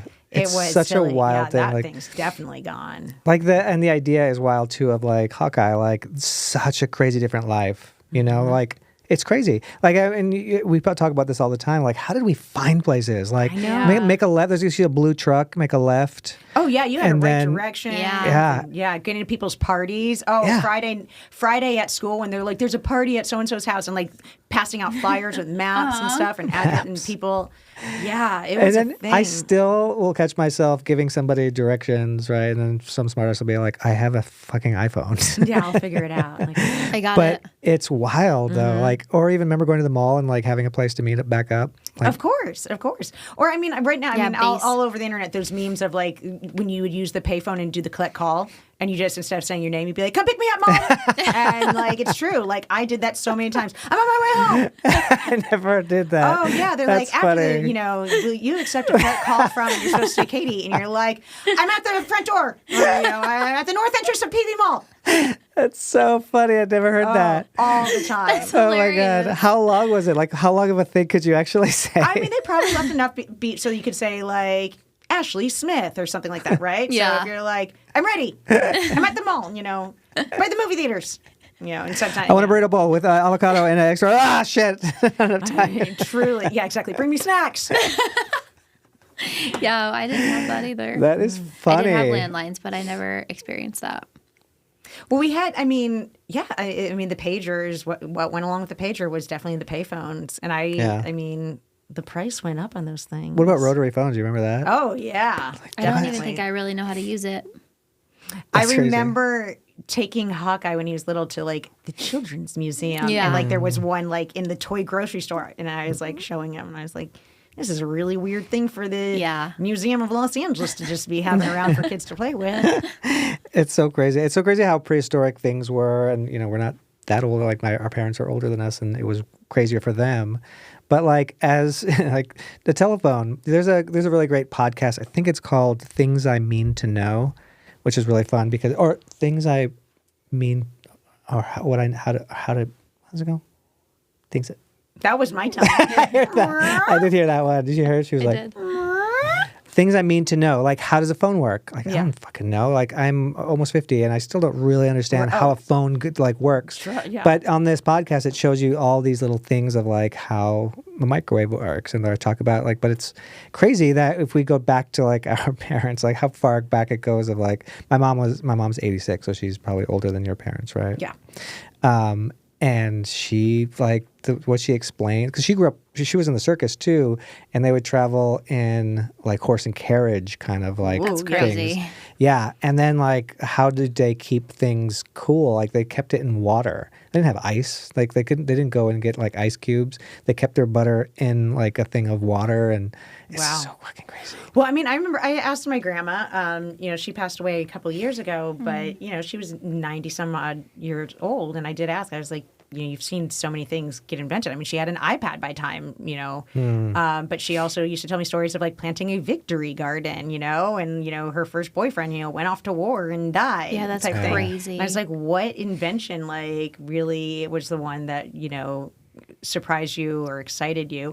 And for her, she was like, well, I had 7 babies, so the washing machine and dryer, 'cause at one point when I had my firstborn, I was doing that stuff by hand. And Wow, you're like, yeah. In the sink, yeah. yeah, and then to Was there eventually have sinks? 7 babies and be like doing.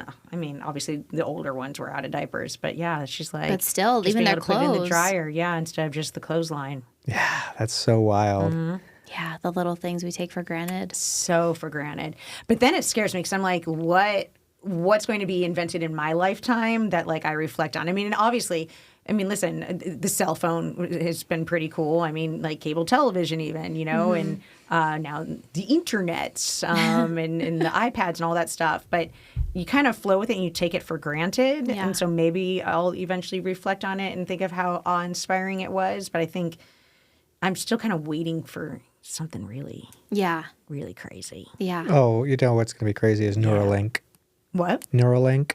Oh, That's connecting coming. to brain. That's going to be crazy. And it's going to be like so crazy for different reasons. Because I think, like for what it could do, like, detecting stuff before cancer and all that stuff, it's kind of amazing. But then the idea of like being hacked and stuff like that, you're like. But you know what though? And as much like what's weird though is I feel like it's been talked about and discussed that even when it does happen, it's not. I want something to really knock my socks off. Yeah. Because I'm like, wait a minute, I saw that movie with Tom Cruise. I saw that. Like. Yeah, I guess like nothing really does Like, 'cause wow I feel like us. everything's so anticipatory. Is that a Yeah. word? Like, and we're now just anticipating that here it comes, Yeah. AI, and like plugging into brains and that stuff. I'm ready for someone just to really invent something just really out of the blue, man. Yeah, what? like be quiet about it and then all of a sudden be like, Shazam! boom, here it is. Yeah. Yeah. Like teleporting. Yeah. That would be But then beautiful. again, like, I want something that doesn't even have a word on it. Yeah. Oh, I I see. want to be real. Yeah. Like when they Razzle have, like, I mean, I've seen those, clips of like, was it like Steve Jobs like went onto the Today Show and like explained the internet, and they're like, Yeah. the yeah. what? And you call it the worldwide, and I'm like, Yeah. Right. I'm ready for that. Interesting. I want someone to wow me, Yeah. impress me. Razzle dazzle. Yeah. Give them the Eddie, old- you need to razzle dazzle her more. Come on. How is Eddie? Eddie's He's good? great. Yeah. He's a good husband. Oh. He's a good seems like guy. it. Yeah, we're a good team. Yeah. And like a fine wine, I think we continue to get better as a team. I love that.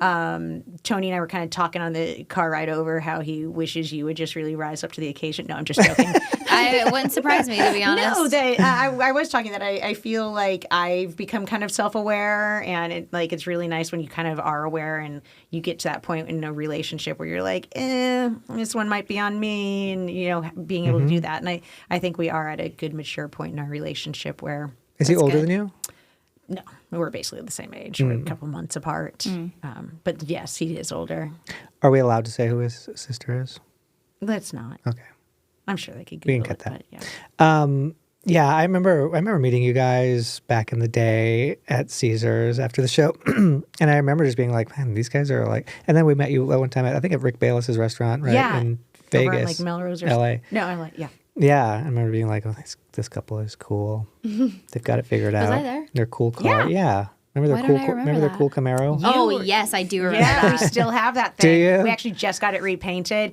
Our own fault. We didn't put the cover on it a lot during 2020, and the sun beat down on it. But other than that, it was original and perfect condition. But Oh, man. we didn't baby it the way it deserved, Oh, so we did no. repaint it. But same color and everything. And I was going to say, just to have to only do a paint job, that's still pretty good. yeah. I mean, this thing, we went car shopping, and we were about to buy a Nissan Murano. Shoot me in the face.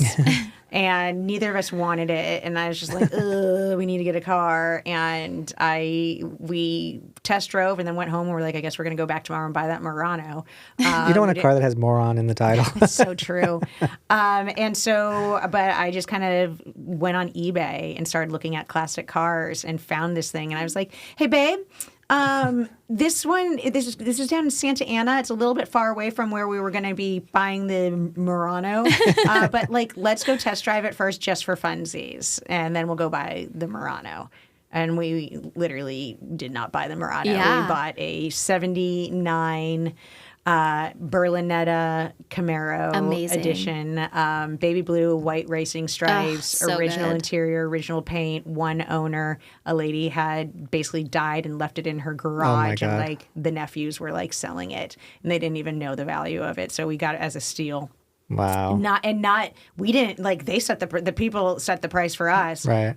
They sold it to one of those corner car lots, like Bob's Yeah. Cars, that just has a bunch of random stuff on it. And so Bob sold it to us. Oh, wow. And Bob called us 2 days later and said, "I did not price that car right. Oh, you my guys got gosh. a steal." And we're like, "Yeah." And Not sure bringing it back. did. You don't even know. We don't have a Murano now. It's so much better. We did get a steal. So Yeah. it's this cool classic car. And Hawkeye's now at the age, because he still has to have a booster seat, but it's that little booster seat, Yeah. so he can finally go in it. Amazing. So Wow. he every once in a while will pick him up from school, and do a short little McDonald's, or Yeah. something like that. On the way to piano. Yes, So cute. But yeah, we're a good couple. He's a good guy. Yeah. He's he's a fair fighter. And I think if anything, that's the big takeaway I think on most successful relationships is are you a fair fighter? That's an interesting He's concept. a selfish lover. No, I'm just joking. You can't have it all. It can't be perfect. Honestly, I would take that over, So funny. as long as it's healthy. That is so But yeah, funny. so he's good, and we're about to have our 15 wedding anniversary. Wow. Wow. And our relationship, so we've been together then 17 years, I guess you would say, because we did a year of dating, a year of the engagement, and then Wait, so you were just married when we met you? probably, yeah. We got married in 2010. So yeah, Yeah. Yeah, Just we were married for a year. newlyweds. Yeah. Aw, golly. And yeah, so happy. Yes, Just thriving. Yeah, there, yeah. Now you're about to be grandparents. In just a butt few short babies. years. Oh my God, you guys. No, I will make sure that my teenage kid doesn't get pregnant. Well, get someone else pregnant. Yikes. That's my biggest fear. Yeah. Oh man, this is so fun. I know. What have we? Do What? this longer. Yeah, we've covered so much. What have we not covered yet? Oh, goodness. I mean, I feel like we've done everything. We've talked about rock and roll. We've talked about... Shitting in females' faces. Yeah, we've I covered really it all. feel like we've checked the boxes. Yeah. so, too. I don't feel like there's much lacking. Yeah. We haven't figured out where we're going to eat for dinner. That's true. So. Yeah, there's so many options You here. did say Korean barbecue, and now I've had my mind on that. What are you after next? What are your next moves? You know, that's a great question. So yeah, the network kind of has stopped doing original productions right now, so nothing's being made. So that's a real bummer. So now I'm looking for the next gig. I mean, prior to this interview, I'd say I'm a really good executive. I was the VP of programming, but I don't know anyone's going to hire me after that foul-mouthed story. Again, that was a different time, and it was a story. It wasn't mine.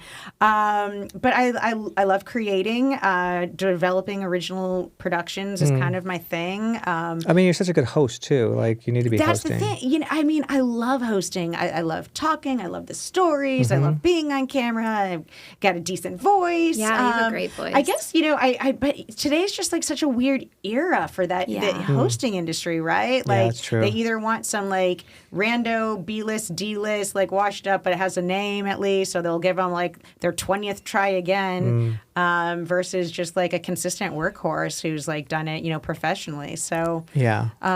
I don't know. I need to figure out what I want to be when I grow up. But Yeah, me too. I feel like, I mean, with what you said too, but earlier about, you know, getting gigs pretty easy. I feel like all you really have to do is be put in front of someone to be like, oh yeah, we need her on Yeah. our TV Yeah. show, because you have bring such the a Brussels. good. hey, if Yeah. you know anyone, people out there in the world, I'm your girl. It's true I though. need to like- juggle more too. Yeah, Yeah, say bring the you gotta- Brussels sprouts. yeah, you got to get that knock the dust off the juggling, because But listen. I mean, you guys know. Obviously, there's such a desire for content, and Yeah. you know, clearly anyone can do it. But yeah, I mean, it's just the world kind of is my oyster. But I will admit, I am like. I loved working for a company, and I know that sounds crazy, but like, and maybe it was because my boss was Mark Cuban, but like, I loved working for him, and I loved being part of a big ecosystem and having a lot of people to bounce ideas off of, and then. Like, and this is so corporate speak, but I love like the cross-department collaboration to be like, hey, we shot this great show and we, you know, have this great cutting room floor stuff, so it'll be great for the social media team and the marketing team. Hey, there were these buzzworthy clips. We're going to get these for you. And you know, oh, the sales department. Hey, you know, how many commercial breaks do you want? Because how much do you want to sell? Like, I loved the beehive feeling Yeah. of a company and a corporation. right, yeah, So like collaborating. yeah. So I mean, again, as much as it's like so fun that, you know, I can do anything I want, and I still have these great connections with rock stars, I'd rather take my Rolodex and bring it somewhere and nasty word, but exploit it, right? Like Yeah. I have all this and I want to take it somewhere and be like, let's blow it up. Yeah. That's not a bad idea. Like, I mean, I feel like that's probably the direction you need to be in, is like, I mean, I was just thinking about this the other day too. I was talking with, I don't know if it was Roman, I was talking about like the 90s, like the music in the 90s was like the best, right? Yeah. Like there's, like I'm so lucky to grow up in that 80s, 90s. Oh, yeah. Even Absolutely. early 2000s, but like, it's such a, like when I listen to that music, I like miss it, but it's still there though. Right. Do you know what I mean? And those people are still here for you to kind of connect with. Like Yeah. maybe you should do like a podcast or something, you know, a show where you bring them on to talk about, you know, create, like, I don't know. Yeah. Because I love hearing old rockers talk about, you know, rock and roll Yeah, and stuff. I love absolutely. it. And when they show up on a podcast, I listen to every word. I love it so much. Yeah. I mean, the experiences, the stories, and like sage advice. Some of them even. Yeah. have. yeah, Cool. for sure. Yeah. No, it's great Yeah, stuff. that would be awesome. Yeah, but yeah, I think that's the We shall vision, see. Yeah, it'll be exciting to see where you. That was my share. I actually didn't hear that one. whatever. Well, Katie, Daryl, thanks for coming on. Guys, I had a blast. Me Thank you for too. having me. I'm was so so excited great. for you to enjoy our bidet later Please on. don't just choose the clips that make me look like a moron. No, we won't. We won't. No, what? My biggest regret is that I didn't reapply my lipstick halfway through. So I'm sorry that I had a real No, you're no. and then it just like beautiful. melted off. No, you look We'll so fix beautiful. you in AI. Don't worry. Thank you. No, it was great. We don't edit anything, actually. It's all raw. Ooh. So we're not yeah, gonna- but you choose your little clips. The, Yeah. the, Oh, the I see. teaser clips. He sure does. I'm usually, well, It's sometimes gonna I'll. be like this. That's it. Katie, Daryl. If you know, you know. You know. No, I'm pretty good. A lot of times I'll ask and be like, what do you think of this? So I'll give you a shot. Just know I'm looking for a job. Yeah. Just think, would her future employer really want that as the first thing that we Google this week? Okay, so at least make it seem like that. I mean, I don't know. We got you. We got you. No. All right. This has been a blast, though. I'm Yes. so happy that I got Thanks. to come out and be on this. Me And I'm too. so psyched for you guys. You have so much going on in your world, and like you're killing it. So Thank Thanks. you. I know It's it's so fun. fun to see you. We haven't seen each other in so long. I know. Just I living know. vicariously through the Well, social and it is media. so funny. We haven't seen each other in, I mean, gazillions of years. And I will say, as much of some of the parts of social media that I think we can all agree are the parts that you hate, Yeah. Keeping linked. keeping connected with the people that you do like, Yeah. and that I feel like, I mean, I haven't missed a beat. Yeah. Yeah. You know, I mean, I've watched your kids grow up. Same. Yeah. And Yeah. yet, in reality, I've literally never met your kids. Yeah. And Right. it's so, like, weird. But I'm like, no, I You're know like, I know them. them. I know Yeah. them. I know everything. Yeah. Like, Yeah. It is funny. And like a lot of times, if the kid is really cute, like a cute kid, and then you see him growing up, you almost feel starstruck when you see him for the first time. Like, I'm sure if I ever saw Hawkeye, I'd be like, oh my God, that's Hawkeye. But this thing is fun too, like the idea of bringing, our awesome friends on and having Yeah. these fun conversations. And it's almost feels like it's not fair to get paid to do stuff like this because this is fun. Yeah. Yeah. You know? I hear you. It is fun. And now Thank we get to you. go eat. Now we get to go eat. Do it. Thanks, everybody. Follow Katie Daryl on her social media. Yeah. What's your social media? What's your social media? Just my name. Katie Daryl. There it At is. Katie Daryl. At Katie Daryl. All right. Bye, everybody. Bye. Bye.